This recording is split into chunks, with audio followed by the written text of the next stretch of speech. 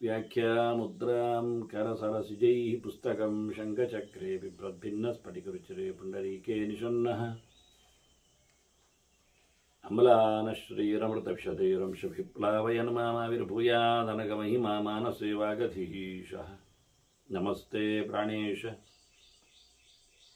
प्रणतविभवायामनिमगाः नमः स्वामिन् रामप्रियतमनमन् गुरुगुण नमस्तुभ्यं भीमप्रफलतमकृष्णेष्ट भगवन् नमः श्रीमन्मध्वप्रदिश सुदर्शन्नो जय जय श्रीगुरुभ्यो नमः।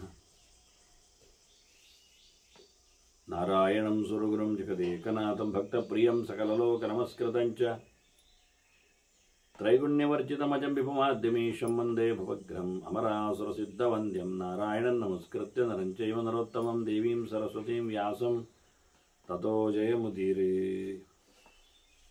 ವೇದವ್ಯಾಸರ ಮಹಾಭಾರತದ ಚಿಂತಕರಿಗೆ ವಂದನೆಗಳು. ಶಾಂತಿ ಪರ್ವದ 291ನೆಯ ಪ್ರವಚನ. ಅನೇಕ ವಿಷಯಗಳನ್ನು ಮೋಕ್ಷ ಮಾರ್ಗದ ಚಿಂತನೆಯಲ್ಲಿ ಭೀಷ್ಮರು ಧರ್ಮರಾಜನಿಗೆ ಹೇಳುತ್ತಾ ಇದ್ದಾರೆ. ಶಿಷ್ಯನಿಗೆ ಗುರುಗಳ ಉಪದೇಶದ ಮಾತುಗಳವು ಅಂತ ಇತಿಹಾಸವನ್ನು ಪರಿಚಯಿಸಿದ್ದ. ಮತ್ತೆ ಹುಟ್ಟಿಬಾರದಂತೆ ಈ ದೇಹವನ್ನು ಈ ಸಂಸಾರದಲ್ಲಿ ಸವೆಸುವಂತೆ ಅನೇಕ ಉಪಾಯಗಳ ಬಗ್ಗೆ ಮತ್ತೆ ಮತ್ತೆ ಹೇಳಿಕೊಂಡಂತೆ ಉದಾಹರಣೆಗಳೊಂದಿಗೆ ಉಪದೇಶ ಮಾಡುತ್ತಾ ಇದ್ದಾನೆ ಗುರು ಶಿಷ್ಯನಿಗೆ. ಬೀಜಾನಿ ಅಗ್ನಿಪದಗ್ಧಾನಿ ನರೋಹಂತಿ ಯಥಾ ಪುನಃ. ನ ರೋಹಂತಿ ಮತ್ತೆ ಮೊಳಕೆ ಒಡೆಯುವುದಿಲ್ಲ ಅಂತ. ಯಥಾ ಪುನಃ ಯಾವುದು? ಬೀಜಾನಿ ಅಗ್ನಿ ಉಪದಗ್ಧಾನಿ. ಬೆಂಕಿಯಲ್ಲಿ ಬೀಜ ಹಾಕಿಬಿಟ್ರೆ, ಹುರಿದು ಬಿಟ್ರೆ ಅದು ಮತ್ತೆ ಬೆಳೆದು ಬರುವುದಿಲ್ಲ. ಹುರಿಕಡಲೆ ಅದು ಗಿಡ ಆಗುವುದಿಲ್ಲ ಅಂತ. ಇದನ್ನು ಓದುವಾಗ ಹೇಳುವಾಗ ಬೀಜಾನಿ ಅಗ್ನಿ ಉಪದಗ್ಧಾನಿ ನರೋ ಹಂತಿ. ನ ರೋಹಂತಿ ಇದ್ದದ್ದನ್ನು ಮತ್ತೆ ಹುಟ್ಟಿ ಬರುವುದಿಲ್ಲ, ಮೊಳಕೆ ಏಳುವುದಿಲ್ಲ ಅಂತ ಹೇಳುವ ಬದಲಿಗೆ ಆ ಶಬ್ದವನ್ನು ಸ್ವಲ್ಪ ನರೋಹಂತಿ, ಬೀಜಾನಿ ಅಗ್ನಿ ಉಪದಗ್ಧಾನಿ ನರೋಹಂತಿ. ಬೆಂಕಿಯಲ್ಲಿ ಹಾಕಿದ ಬೀಜಗಳನ್ನು ಮನುಷ್ಯ ಖಾಲಿ ಮಾಡ್ತಾನೆ, ತೆಗಿತಾನೆ. ಹನಧಾತು ಅದು. ಹಂತಿ ಅಂದರೆ ಹೊಡಿತಾನೆ, ಕೊಲ್ತಾನೆ, ಬಡಿತಾನೆ ಎನ್ನುವುದು ಸತ್ಯಾರ್ಥವೇ ಹನಧಾತುವಿಗೆ. ಹನಗತೋ ಧಾತು ಅರ್ಥ ಉಂಟು. ಹಾಗಾಗಿ ಅದನ್ನು ತಾನು ಪಡೆಯುತ್ತಾನೆ. ಬಿಸಿಯಲ್ಲಿ ಮಾಡಿದ ಬೀಜಗಳನ್ನು ಮನುಷ್ಯ ನುಂಗಿ ಹಾಕ್ತಾನೆ, ತಿಂದುಬಿಡುತ್ತಾನೆ, ಖಾಲಿ ಮಾಡುತ್ತಾನೆ, ಅನುಭವಿಸ್ತಾನೆ. ಹೀಗಾಗಿ ಬೀಜಗಳು ಮತ್ತೆ ಹುಟ್ಟಿ ಬರುವುದಿಲ್ಲ ಯಾವಾಗ ಮನುಷ್ಯ ಕಬಳಿಸಿದಾಗ ಅಂತ. ಹಾಗಾಗಿ ಮನುಷ್ಯ ತನ್ನ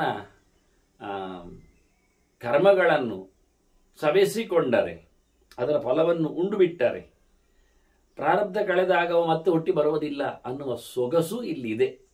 ಅನೇಕ ಅರ್ಥಗಳಿವೆ ಅಂತ ಶಬ್ದಗಳನ್ನು ಬದಲಾಯಿಸುವ ರೀತಿ ನೋಡಿಕೊಂಡಾಗ ಜ್ಞಾನದಗ್ಧೈಹಿ, ಇದಕ್ಕೆ ನನ್ನ ಅರ್ಥಕ್ಕೆ, ಪದಚ್ಛೇದ ಮಾಡಿದ ಅರ್ಥಕ್ಕೆ ಮುಂದುವರಿಕೆ ಗುರುಗಳು ಹೇಳಿದ ಮಾತಿನಲ್ಲಿ ಜಾಗ ಇದೆ. ಜ್ಞಾನದಗ್ಧೈಹಿ ಯಥಾ ಕ್ಲೇಶೈಹಿ ನಾತ್ಮ ಸಂಪದ್ಯತೆ ಪುನಃ ಅಂತ. ಜ್ಞಾನದಗ್ಧೈಹಿ ಯಥಾ ಕ್ಲೇಶೈಹಿ. ಕ್ಲೇಶ ಅಂದರೆ ಅವನು ಮಾಡಿಕೊಂಡಿರತಕ್ಕಂತಹ ಕರ್ಮ, ನೋವು, ಸಂಕಟಗಳು. ಇದು ಜ್ಞಾನದಿಂದ ದಗ್ಧವಾದರೆ, ಅದನ್ನು ಸುಟ್ಟು ಬಿಟ್ಟರೆ, ಜ್ಞಾನಾಗ್ನಿ ಸರ್ವಕರ್ಮಾಣಿ ಭಸ್ಮಸಾತ್ ಕುರುತೆ ಅರ್ಜುನ ಅಂತ ಕೃಷ್ಣ ಹೇಳ್ತಾನೆ. ಆದ್ದರಿಂದ ಭಗವಂತನ ಎಚ್ಚರವನ್ನು ಪಡೆದವನು ತನ್ನ ಕರ್ಮಗಳನ್ನು ಮುಗಿಸಿಕೊಳ್ಳುತ್ತಾನೆ. ಹಾಗಾಗಿ ಇಲ್ಲಿ ಏನಾಯ್ತು ಈಗ? ಯಥಾ ಅಗ್ನಿ ಉಪದಗ್ಧಾನಿ ಹೇಳುವಾಗ ಜ್ಞಾನಾಗ್ನಿ ಉಪದಗ್ಧಾನಿ ಆಯಿತು. ಅರಿವು, ಅರಿವಿನ ಜೊತೆಯಲ್ಲಿ ಮನುಷ್ಯ ಸೇರಿಕೊಂಡರೆ ವಾಸ್ತವವಾಗಿ ತನ್ನ ಕರ್ಮಗಳ ಪ್ರಪಂಚವನ್ನೆಲ್ಲ ತಾನು ಖಾಲಿ ಮಾಡಿಕೊಳ್ಳುತ್ತಾನೆ ಎನ್ನುವ ಅರ್ಥವನ್ನು ಇಲ್ಲಿ ಉಲ್ಲೇಖ ಮಾಡಿ. ಹೀಗಾಗಿ ಮತ್ತೆ ಹುಟ್ಟಿ ಬರುವುದಿಲ್ಲವನು. ಈ ಲೋಕ ಎನ್ನುವುದು, ಕರ್ಮ ಎನ್ನುವುದು ಮಾಮೂಲಿ ಏನು ಕೇಳಿದರೆ ನಮ್ಮನ್ನು ಎಳೆಯುವಂಥದ್ದು. ಪ್ರವೃತ್ತಿ ಲಕ್ಷಣೋ ಧರ್ಮ ಯಥಾ ಸಮುಪಲಭ್ಯತೆ. ಗೌಜಲ್ಲಿ ಹತ್ತಿರದಲ್ಲಿ ನಮಗೆ ಆಗುವಂಥದ್ದು ಏನು ಕೇಳಿದರೆ ಪ್ರವೃತ್ತಿ ಲಕ್ಷಣ ಧರ್ಮ. ಮುಂದುವರಿಯುವುದು ಮುಂದುವರಿಯುವುದು ಮುಂದುವರಿಯುವುದು. ನಿವೃತ್ತಿ ಬೇರೆ, ಪ್ರವೃತ್ತಿ ಬೇರೆ. ಬೇಡ ಅಂತ ಹೇಳಿ ನಾವು ಮಾಡುವುದಿಲ್ಲ, ಬೇಕು ಅಂತ ಹೇಳಿ ನಾವು ಮಾಡ್ತೇವೆ. ಸಂಕಲ್ಪಗಳು ಕೆಲವೊಮ್ಮೆ ಕರ್ಮಗಳಿಂದ ಉದ್ದ ಇರ್ತದೆ. ವಿಶೇಷ ಅಂದರೆ ಹಾಗೆ 4-5 ಪುಟಗಳು ಸಂಕಲ್ಪಗಳೇ, ಅದಾಗಲಿಕ್ಕೆ ಇದಾಗಲಿಕ್ಕೆ ಮತ್ತೊಂದು ಇನ್ನೊಂದು ಹೇಳಿಕೊಂಡು ಕೊನೆಗೆ 5 ರೂಪಾಯಿ ಮಂಗಳಾರತಿ ಸೇವೆ ಅಷ್ಟೇ. ಕೊನೆಗೆ ವಿಷಯವನ್ನು ಕೇಳಿದರೆ ಅಷ್ಟೇ. ಹೀಗಾಗಿ ಪ್ರವೃತ್ತಿ ಲಕ್ಷಣ ಎಲ್ಲ ನಮ್ಮ ಧರ್ಮಕರ್ಮಗಳು ಇರುವುದು. ಅದು ನೋಡಿ, ಜ್ಯೋತಿಷ್ ಅಗ್ನಿ ಇದು ಸ್ವರ್ಗಕಾಮೋ ಯಜೇತ, ಜ್ಯೋತಿಷ್ಠಾಮೇನ ಸ್ವರ್ಗಕಾಮೋ ಯಜೇತ, ಕಾರಿದೆಯ ವೃಷ್ಟಿಕಾಮೋ ಯಜೇತ ಹೇಳಿಕೊಂಡು ಇವೆಲ್ಲ ಇರುವಂಥದ್ದು ಫಲವನ್ನು ಉಲ್ಲೇಖ ಮಾಡಿ. ಶ್ರೀ ಸೂಕ್ತಕ್ಕೆ 15 ಮಂತ್ರಕ್ಕೆ 30 ಮಂತ್ರಗಳು ಫಲ ಸೂಕ್ತ ಇದೆ, ಫಲಸ್ತುತಿ ಇದೆ. ಇನ್ನು ಮುಂದೆ ಬರತಕ್ಕ ಅನುಶಾಸನ ಪರ್ವದಲ್ಲಿರತಕ್ಕ ಭಗವಂತನ 1000 ರೂಪಗಳ ಚಿಂತನೆಗಳ ಬಾಲ ಅಷ್ಟು ಉದ್ದ ಇದೆ. ಮತ್ತು ಈ ಸಹಸ್ರ ರೂಪ ಚಿಂತನೆಯನ್ನು ಯಾರು ಮಾಡುತ್ತಾರೋ ಹೇಳಿಕೊಂಡು ಮಾಡಿಕೊಂಡವರೆಲ್ಲ ಹೇಳಿಕೊಳ್ಳತಕ್ಕ ಅನುಭವದ ಗೆರೆಗಳು ಸೇರಿಕೊಳ್ಳುತ್ತವೆ. ಮತ್ತೆ ಅದಕ್ಕೆ ಅದು ಇಂಟ್ರೆಸ್ಟ್ ಬರಲಿ ಅಂತ ಹೇಳುವುದಂತೆ. ರೋಚನಾರ್ಥಂ ಬಲಶ್ರುತಿ ಅಂತ ಅದೆಲ್ಲ ಹೇಳುವುದು ಯಾಕೆ ಕೇಳಿದರೆ, ಮನುಷ್ಯ ಇಲ್ಲಾದರೆ ಮಾಡುವುದಿಲ್ಲ. ಅವ ವ್ಯಾಪಾರಸ. ಅವನೇನಾದರೂ ಕೊಡದಿದ್ದರೆ, ಹೇಳದಿದ್ದರೆ, ಕೇಳದಿದ್ದರೆ, ತಾಗಿಸದಿದ್ದರೆ ಮುಂದೆ ಹೋಗುವುದೇ ಇಲ್ಲ. ಹಾಗಾಗಿ ಮತ್ತೆ ಅವನಿಗೆ ಬಿಸಿ ಮುಟ್ಟಿಸ್ತಾ ಇರಬೇಕಾಗ್ತದೆ. ಹಾಗಾಗಿ ಕರ್ಮದ ರುಚಿಯನ್ನು ಹಿಡಿಸ್ತಾ ಇರಬೇಕು. ನಿನಗೆ ದ್ರಾಕ್ಷಿ ಕೊಡ್ತೇನೆ ಮಾಡು, ನಿನಗೆ ಗೇರು ಬೀಜ ಕೊಡ್ತೇನೆ ನಡೆಸು, ನಿನಗೆ ಲಂಚ ಉಂಟು ಮತ್ತು ಇಂಚ ಉಂಟು ಅಂತ ಹೇಳಿಕೊಂಡು ಅವನಿಗೆ ಲಂಚ, ಮಂಚ, ಇಂಚ, ಅಂಚ ಎಲ್ಲ ಆದಾಗ, ಕೆಲವರು ಮಂಚ ಸಿಕ್ಕಿದಾಗ ಏನು ಬೇಕಾದ್ರೂ ಕೆಲಸವನ್ನು ನಡೆಸಿಕೊಡ್ತಾರೆ ಅಂತ. ಹಾಗೆ ಇದನ್ನು ಉಲ್ಲೇಖ ಮಾಡಲಿಕ್ಕೆ ಮನುಷ್ಯನನ್ನು ಎಳಿಲಿಕ್ಕೆ ನಿಜವಾಗಿ ಲೋಕದಲ್ಲಿ ಪ್ರವೃತ್ತಿಯನ್ನು ತಪ್ಪಿಸಿ ಲೋಕದಲ್ಲಿ ನಿವೃತ್ತಿ ಮಾಡಬೇಕು, ದೇವರಲ್ಲಿ ಪ್ರವೃತ್ತಿ ಮಾಡಬೇಕು. ದೇವರ ವಿಷಯದಲ್ಲಿ ನಿವೃತ್ತಿಯನ್ನು ತಳಿಬಾರದು. ಅದರಿಂದ ಪ್ರವೃತ್ತಿ ಅಂದರೆ ಪರಮಾತ್ಮನಲ್ಲಿ ವೃತ್ತಿ ಎನ್ನುವುದು ಅರ್ಥವೇ ನಿಜವಾಗಿ ಉತ್ಕರ್ಷವಾದ ಎತ್ತರದಲ್ಲಿ ಇರುವಂಥದ್ದು ಕ್ರಮ. ಆದರೆ ಏನು ಮಾಡುವ ಮನುಷ್ಯ? ತೇಷಾಂ ವಿಜ್ಞಾನ ನಿಷ್ಠಾನಂ ಅನ್ಯತತ್ವನ್ನ ರೋಚತೆ. ಯಾರು ನಿವೃತ್ತಿ ಧರ್ಮದಲ್ಲಿ ಇದ್ದಾರೆ ಅವರಿಗೆ ವಿಜ್ಞಾನವನ್ನೇ, ವಿಜ್ಞಾನ ಅಂದರೆ ವಿಷ್ಣು ಜ್ಞಾನ, ವಿಶಿಷ್ಟವಾದ ಜ್ಞಾನ, ಈ ಪ್ರಪಂಚ ವಿಲಕ್ಷಣವಾದ ಜ್ಞಾನ, ಎಲ್ಲವನ್ನು ತೊರೆದಿರತಕ್ಕಂತಹ ಅರಿವು. ಇದರಲ್ಲಿ ಯಾರಿಗೆ ನಿಷ್ಠೆ ಇದೆ ಅವರು ಯಾವ ಕಾಲದಲ್ಲಿಯೂ ಬೇರೆದ್ದನ್ನು ನೋಡುವುದೇ ಇಲ್ಲ, ಅಸ್ವತಂತ್ರವಾದದ್ದನ್ನು ಗಮನಿಸುವುದೇ ಇಲ್ಲ. ಪರಮಾತ್ಮನನ್ನು ಬಿಟ್ಟು ಇನ್ಯಾವ ತತ್ವದೆಡೆಗೂ ಅವರ ಮನಸ್ಸನ್ನು ಹಾಕುವುದಿಲ್ಲ, ಅವರಿಗೆ ರುಚಿಸುವುದಿಲ್ಲ. ನೋಡಿ, ರೋಚನಾರ್ಥಂ ಬಲಶ್ರುತಿ ಹೇಳಿದದೇ ಶಬ್ದ. ಫಲವನ್ನು ಹೇಳೋದು ಯಾಕೆ ಅಂದರೆ ಬಯಕೆ ಮೂಡಲಿ ಅಂತ, ಈಚೆ ಬರಲಿ ಅಂತ. ಮತ್ತೆ ಮುಂದೆ ಒಂದು ಸರ್ತಿ ಬಂದ ನಂತರ ಅಭ್ಯಾಸ ಆಗಿ ಮತ್ತೆ ಅವ ಹಿಂದೆ ಹೋಗುವುದಿಲ್ಲ, ಅರ್ಥ ಆಗ್ತದೆ. ಇಷ್ಟೇ ತಾನೇ, ಇದು ಬೇಡ ಅಂತ ಹೇಳಿಕೊಂಡು ಮುಂದುವರಿಕೆಗೆ ಮುಂದೆ ಹೋಗ್ತಾನೆ. ಅಂತಹ ಗಟ್ಟಿಗರು ಬಹಳ ಕಷ್ಟ ಜನ. ಫಲ ಸಿಗದೇ ಇದ್ದರೆ ಹಿಂದೆ ಹೋಗುವವರೇ ಹೆಚ್ಚು ಜನ. 90 ಜನ ಫಲ ಹೇಳಿದರು, ಫಲ ಕೊಟ್ಟರು ಮತ್ತು ಸೋಮಾರಿಗಳಾಗಿ ಕೂತವರೇ ಇರು. ದುರ್ಲಭ ವೇದ ವಿದ್ವಾಂಸ ಹೇಳ್ತಾನೆ, ದೇವರ ಬಗ್ಗೆ ವೇದದಲ್ಲಿ ಅರಿತುಕೊಂಡವನು ಸಿಗುವುದು ಬಹಳ ಕಡಿಮೆ ಅಂತಾನೆ. ದುರ್ಲಭ ವೇದ ವಿದ್ವಾಂಸ. ಮತ್ತೆ ವೇದೋಕ್ತೇಶು ವ್ಯವಸ್ಥಿತ, ಅದರಲ್ಲಿಯೂ ವೇದದಲ್ಲಿ ಹೇಳಿದಾಗೆ ಕರ್ಮಾಚರಣೆ ಮಾಡ್ತಾ ಕೂತವರಂತೂ ಬಹಳ ಕಡಿಮೆ ಜನ. ತಿಳಿದವರೇ ಕಡಿಮೆ, ತಿಳಿದಂತೆ ನಡೆಯುವವರಂತೂ ಭಾರಿ ಕಡಿಮೆ. ಎರಡೊಟ್ಟಾಗುವುದೇ ಇಲ್ಲ. ನಡತೆ ಇದ್ದವರಿಗೆ ಸಾಮಾನ್ಯವಾಗಿ ಅರಿವು ಇಲ್ಲ ಆಗ್ತದೆ. ಅವರದನ್ನು ಶಾಸ್ತ್ರೀಯವಾಗಿ ಪ್ರಾಮಾಣಿಕವಾಗಿ ಕಲಿತಿರುವುದಿಲ್ಲ. ಆದರೆ ಏನೋ ಆಚಾರಕವಾಗಿ ನೋಡಿದ್ದು ಮಾಡಿದ್ದು ಬಂದದ್ದು ಮುಂದುವರಿದಿದೆ ಅಂತ. ಇನ್ನು ಕೆಲವರಿಗೆ ಅರಿವು ಇದೆ, ಏನೋ ಕಲಿತಿದ್ದಾರೆ, ನೋಡಿಕೊಂಡಿದ್ದಾರೆ, ಆದರೆ ಮಾಡಲಿಕ್ಕೆ ಬರುವುದೇ ಇಲ್ಲ, ಮಾಡುವುದೇ ಇಲ್ಲ, ಕಂಡರೂ ನಡೆಸುವುದಿಲ್ಲ. ಹಾಗಾಗಿ ನೋಡಿ, ಹೆಚ್ಚು ಜನರಿಗೆ ಬೆಳಿಗ್ಗೆ ಸೂರ್ಯೋದಯಕ್ಕಿಂತ ಮೊದಲು ಏಳಬೇಕೆನ್ನುವುದು ಗೊತ್ತುಂಟು, ಸಾಮಾಜಿಕವಾಗಿ ಗೊತ್ತುಂಟು, ಆಧ್ಯಾತ್ಮಿಕವಾಗಿ ಗೊತ್ತುಂಟು, ಅವರವರ ಪರಿಸ್ಥಿತಿ ಅನುಗುಣವಾಗಿ ಗೊತ್ತುಂಟು. ಆದರೂ ಹೇಳು, ನಾನು ಮತ್ತೇನು ಹೇಳಬೇಕು? ಮತ್ತೇನಿಲ್ಲ ಹೇಳಲಿಕ್ಕೆ. ಆದರೂ ಅಷ್ಟೇ. ಆದರೂ ಹೇಳುವುದಿಲ್ಲ ಎನ್ನುವುದು ನಿಮ್ಮ ಸುತ್ತಮುತ್ತಲು ನೀವು ನೋಡಿಕೊಂಡ್ರೆ ವಾಸ್ತವವಾದ ಸಂಗತಿಯನ್ನು ನೀವು ಅರ್ಥ ಮಾಡಿಕೊಳ್ತೀರಿ. ಬಲಾತ್ಕಾರದಲ್ಲಿ ಹೇಳುವುದು, ಕೊನೆಗೆ 1 ನಿಮಿಷ ಇದ್ದಾಗ ಎದ್ದಾಗಿ ಮಾಡುವುದು, ಇದೆಲ್ಲ ಬರೇ ನಾಟಕ. ಪ್ರಯೋಜನ ಸೂರ್ಯೋದಯಕ್ಕಿಂತ ಮೊದಲು ಅಂತ ಹೇಳುವುದನ್ನು ಎಷ್ಟು ಗಂಟೆಯು ಅಂತ ಹೇಳಿರುವುದರಿಂದ ಶಾಸ್ತ್ರ ಅದನ್ನೆಲ್ಲ ತಿಳ್ಕೊಂಡು ಮಾಡಬೇಕಾದ್ದರಿಂದ ಪ್ರತಿನಿತ್ಯ ಗಡಿಯಾರ ನೋಡಿ ಕೆಲಸ ಮಾಡುವವರು ಎಷ್ಟು ಜನ ಸೂರ್ಯೋದಯ ನೋಡಿ ಕೆಲಸ ಮಾಡ್ತಾರೆ ಹೇಳಿ? ಯಾವ ಶಾಲೆ ಆಗಲಿ, ಯಾವ ಮಂದಿರವಾಗಲಿ, ದೇವ ಮಂದಿರವಾಗಲಿ, ಯಾವ ಒಬ್ಬ ದೇವ ಕರ್ಮಗಳನ್ನು ಮಾಡುವ ಅರ್ಚಕವೋ ಪುರೋಹಿತವೋ ಇನ್ನಿತರ ಧಾರ್ಮಿಕ ಮುಖಂಡರು ಇದ್ದಾರೆ, ಅವರೆಲ್ಲ ಸೂರ್ಯ ಉದಯದ ಗಡಿಯಾರವನ್ನು ಇಟ್ಟುಕೊಂಡು, ಅಂದರೆ ದಿನಮಾನವನ್ನು ಇಟ್ಟುಕೊಂಡು ಕೆಲಸ ಮಾಡಿದ್ದಿದ್ದೆ ಅಂತ ತೋರಿಸಿಕೊಡಿ ನನಗೆ. ಯಾವ ದೇವಾಲಯದಲ್ಲಾಗಲಿ, ಯಾವ ಮಠ ಮಂದಿರಗಳಲ್ಲಿ ಆಗಲಿ, ಯಾವ ಧರ್ಮ ಕೇಂದ್ರಗಳಲ್ಲಿ ಆಗಲಿ ಸೂರ್ಯೋದಯಕ್ಕೆ ಅನುಗುಣವಾದ ನಮ್ಮದು ಪೂಜಾ ಪದ್ಧತಿಗಳು. ಬಾಗಿಲು ಹಾಕುವುದು, ಬಾಗಿಲು ತೆಗೆಯುವುದು, ಅನುಷ್ಠಾನ ನಡೆಸುವುದು ಅಂತ ಹಾಕಿದ್ದುಂಟ ಇಡೀ ಭಾರತದಲ್ಲಿ? ಇಲ್ಲ. ಮತ್ತೇನು ಹೇಳುವ?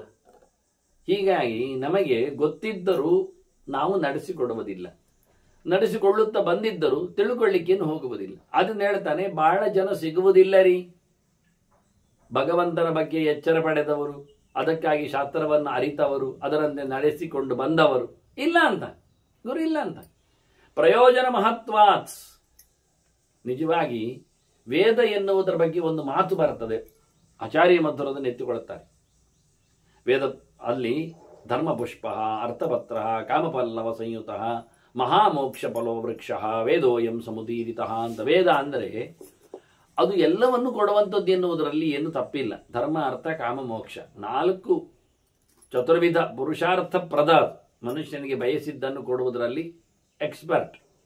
ಆದರೆ ನೀನು ಧರ್ಮಕ್ಕಾಗಿ ವೇದವನ್ನು ನೀನು ಬಳಸಿಕೊಂಡರೆ ನೀನು ಮರದಲ್ಲಿರತಕ್ಕಂಥ ಪುಷ್ಪವನ್ನು ಕಿತ್ತಾಗಿ ಅದನ್ನು ಅವಲಂಬಿಸಿಕೊಂಡಾಗೆ ಧರ್ಮ ಪುಷ್ಪ. ಇನ್ನು ನೀನು ದುಡ್ಡಿಗೋಸ್ಕರ ವೇದವನ್ನು ಅವಲಂಬಿಸಿದ್ದಾದರೆ ಆ ಮರದಲ್ಲಿ, ವೇದ ಎನ್ನತಕ್ಕ ಮರದಲ್ಲಿ ನೀನು ಎಲೆಯನ್ನು ಕಿತ್ತಾಗಿ. ಇಲ್ಲಿ ನಾನು ಬಯಕೆಗಳಿಗೋಸ್ಕರ ಅದನ್ನು ವೇದವನ್ನು ಇಷ್ಟುಕೊಳ್ಳುತ್ತೇನೆ, ಕಾಮನೆಗಳಿಗಾಗಿ, ಕಾಮಗಳಿಗಾಗಿ ಅಂದರೆ ಹಾಗಾದರೆ ನೀನು ಅದರದ್ದು ಕಿಸಲಯವನ್ನೇ, ಕುಡಿಯನ್ನೇ, ಚಿಗುರನ್ನೇ ಕತ್ತರಿಸಿಕೊಂಡಾಗ.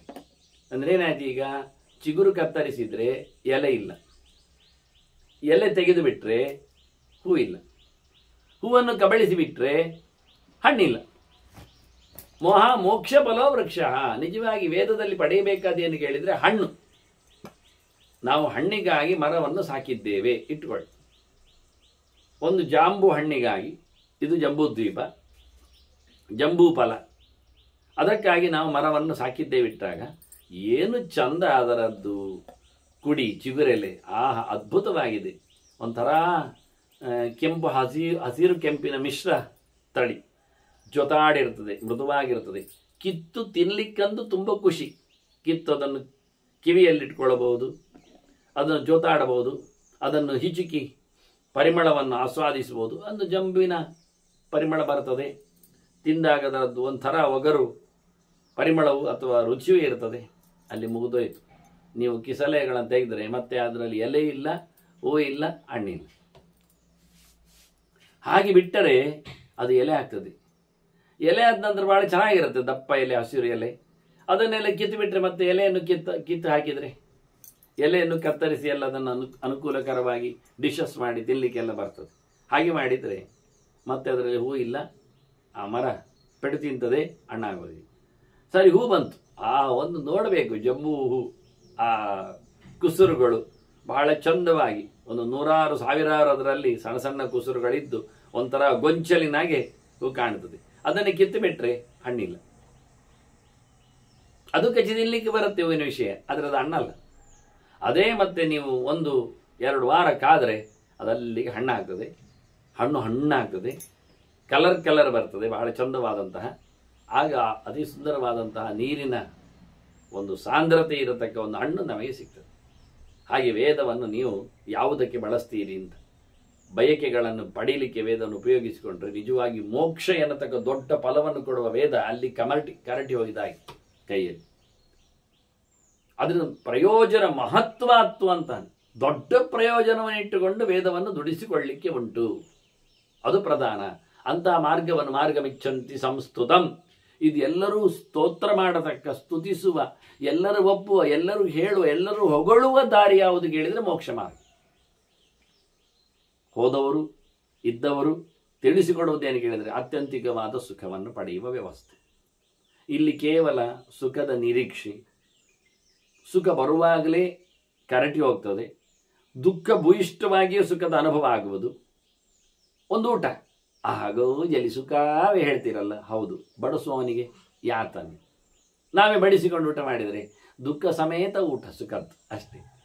ಅಡುಗೆಯವನಿಗೆ ತೊಂದರೆ ಅಲ್ಲ, ನಾವೇ ಅಡುಗೆ ಮಾಡಿಕೊಂಡು ಊಟ ಮಾಡಿದರೆ ದುಃಖವನ್ನು ಅನುಭವಿಸಿ ಮತ್ತು ಸುಖವನ್ನು ಅನುಭವಿಸಿ. 1 ಗಂಟೆ ಅಡುಗೆ ಮಾಡಲಿಕ್ಕುಂಟು, ಮತ್ತು ನಿಜವಾಗಿ ಅಂತಹ 1 ಗಂಟೆ ಅಡುಗೆಯನ್ನು ಅಲ್ಲ, ಅಷ್ಟೇ ಒಂದೊಮ್ಮೆ ತಿನ್ನುವುದಾದರೆ ಮನುಷ್ಯ ಇಟ್ಟುಕೊಳ್ಳುವ, ಅವನದ್ದು ಮಾತ್ರ ಅಂತ ಮಾಡುವ. ಅವನಿಗೋಸ್ಕರ ಮಾತ್ರ ಮಾಡಿಕೊಂಡ 1 ಗಂಟೆ ಅಡುಗೆಯನ್ನು ಆಗ ಅವನು ಪಕ್ಕನೆ ಖಾಲಿ ಮಾಡುವುದಿಲ್ಲ, 3 ಗಂಟೆ ಮಾಡಿ ತಿಂತಾನೆ. ಆಗ ಯಾಕೆ? ಅವನೇ ಪಟ್ಟದ್ದು ಕಷ್ಟ. ಅದೇ ಅಡುಗೆಯವನಿಗೆ ನಾವು 3 ಗಂಟೆ ಕೊಟ್ಟಿರ್ತೇವೆ, 30 ನಿಮಿಷದಲ್ಲಿ ಮುಗಿಸ್ತೇವೆ ಅವನನ್ನು. ಯಾಕೆ? ಇನ್ನೊಬ್ಬರ ದುಃಖ ನೋಡಿ. ಅಡುಗೆ ಮಾಡಲಿಕ್ಕೆ ಉಂಟು ಕಷ್ಟ, ಆನಂತರ ಊಟ ಮಾಡಲಿಕ್ಕೆ ಉಂಟು ಸುಖ ಅಂತ ತಿಳ್ಕೊಳ್ಳಿ. ಊಟ ಮಾಡೋದು ಕಷ್ಟ ಅಲ್ಲಿ ಇಟ್ಕೊಳ್ಳುವ. ಕೆಲವರಿಗೆ ನಿಂತು ಊಟ ಮಾಡಲಿಕ್ಕೆ ಬರ್ತದೆ, ಮಲಗಿ ಊಟ ಮಾಡ ಯಾರು, ಮೇಲೆ ಕೂತು ತಿಂದಾರೆ ಇಡಿ ಅಂತೂ ಸುಖ ಅಂತ ತಿನ್ನುವುದನ್ನು ಸುಖ ಅಂತ ಇಟ್ಕೊಳ್ಳುವ. ಮಾಡುವುದಂತೂ ಕಷ್ಟ, ತಯಾರಿಸುವುದು. ಆನಂತರ ಸುಖ ಆಯ್ತು, ಊಟ ಆಯ್ತು, ಊಟ ಅಂತ ಕೈ ತೊಳಿದು ಬಿಡ ಬೇಕು. ಕೈ ತೊಳಿಲಿಕ್ಕೆ ಕೆಲವರು ಅಲ್ಲೇ ತೊಳಿತಾರೆ, ಸುಖ ಅಂತ ಇಟ್ಕೊಳ್ಳುವ. ಮತ್ತೆ ಹೇಳುವುದೇ ಇಲ್ವಾ? ಡೈನಿಂಗ್ ಟೇಬಲಲ್ಲೇ ಇರ್ತಾರ, ಹೇಳಲೇಬೇಕಲ್ಲ, ಎದ್ದು ಆಚೆ ನಡೆದಾಡಬೇಕಲ್ಲ, ಮತ್ತೆ ಎಲ್ಲಿಯೋ ಜಗಲಿಗೆ ಹೊರಗೆ ಬೇಕು ಅಥವಾ ನೆಲಕ್ಕೆ ಬಿದ್ದುಕೊಳ್ಬೇಕೇನೋ ಮುಂದೆ. ಅಲ್ಲದು ಪಾತ್ರ ತೊಳೆಯುವುದೆಲ್ಲ ಯಾರು? ಅದು ಮತ್ತೆ ಅದು ಒಂದು ಕಷ್ಟ. ಒಂದೋ ನಾವು ಯಾವುದೋ ರೀತಿಯಲ್ಲಿ ಅದು ದುಡಿದು ತಂದು ಹಾಕಿದ ದುಡ್ಡನ್ನು, ಆಗ ಮಾಡಿದ ಕಷ್ಟವನ್ನು ಇಲ್ಲಿ ಹಂಚಿಕೊಂಡು ಕ್ಯಾಶ್ ಮಾಡಬೇಕು, ಸುಖ ಅಷ್ಟೇ. ಅಡುಗೆಯವರಿಗೆ ಒಂದಿಷ್ಟು ದುಡ್ಡು ಕೊಟ್ಟು ಅವನ ದುಃಖವನ್ನು ನಾವು ಸಹಿಸಿಕೊಳ್ಳುವಂತೆ ಹೇಳಿ, ನಾವು ಅಲ್ಲಿ ಪಟ್ಟ ಆಫೀಸಿನಲ್ಲಿಯೋ ಮತ್ತೊಂದು ಕಡೆಯಲ್ಲಿ ಪಟ್ಟ ಕಷ್ಟವನ್ನು ಇಲ್ಲಿ ಹಂಚಿಕೊಳ್ಳುವುದು. ಏನಾದರೂ ಒಂದು ನಾವು ಅಡಿಗೆ ಮಾಡಬೇಕು, ಇಲ್ಲ ಇನ್ನೊಬ್ಬರು ಅಡಿಗೆ ಮಾಡಿದ್ದಕ್ಕೆ ದುಡ್ಡು ಕೊಟ್ಟುಕೊಂಡು ನಾವು ಬೇರೆ ಕಡೆಯಲ್ಲಿ ದುಡಿದು ಹಂಚಬೇಕು. ಕೈ ತೊಳೆದ ನಂತರ ಪಾತ್ರೆ ತೊಳೆಯುವ ವ್ಯವಸ್ಥೆ, ಶುದ್ಧ ಮಾಡುವ ವ್ಯವಸ್ಥೆ, ಅದು ಹಾಗೆ ನಾವು ಮಾಡದಿದ್ದರೆ ಆ ದುಃಖವನ್ನು ಅನುಭವಿಸಿ. ಊಟ ಆದ ನಂತರವೂ ದುಃಖ, ಊಟದ ಮೊದಲೂ ದುಃಖ, ಅಡುಗೆ ನಾವೇ ಮಾಡೋದಾದರೆ, ಪಾತ್ರೆ ನಾವೇ ತೊಳೆದಾದರೆ, ಒಲೆ ಶುದ್ಧ ನಮ್ಮಲ್ಲೇ ಬರುವುದಾದರೆ, ಇಷ್ಟೇ ಮಾತಾಡಿದ್ದಲ್ಲ. ಇನ್ನು ಹಿಂದಕ್ಕೆ ಹೋಗಿ, ಹಿಂದಕ್ಕೆ ಹೋದಾಗ ಅಡುಗೆ ಮಾಡುವ ಮುಂಚೆ ಪದಾರ್ಥಗಳನ್ನು ತಯಾರಬೇಕಲ್ಲ. ಮಾರ್ಕೆಟ್ ಹೋಗಿ ತರೋದು ಮತ್ತೆ ಕಷ್ಟವೇ, ಅಲ್ಲಿ ಕ್ಯೂ ನಿಲ್ಬೇಕು, ಕೆಲವೊಮ್ಮೆ ಅರಸಬೇಕು, ಹುಡುಕ್ಬೇಕು, ಅದರಲ್ಲಿ ಮತ್ತೆ ಯಾವುದಾಗ್ಬೋದು ಆಯ್ಕೆ ಮಾಡ್ಲಿಕ್ಕೆ ಉಂಟು. ಅಲ್ಲ ಬೇಡಪ್ಪ, ತೋಟಕ್ಕೆ ಹೋಗಿ ಅಲ್ಲಿ ಮಾಡೋದು ಯಾರು? ಮಾಡಿದವನಿಗೆ ದುಡ್ಡು ಕೊಡಿ.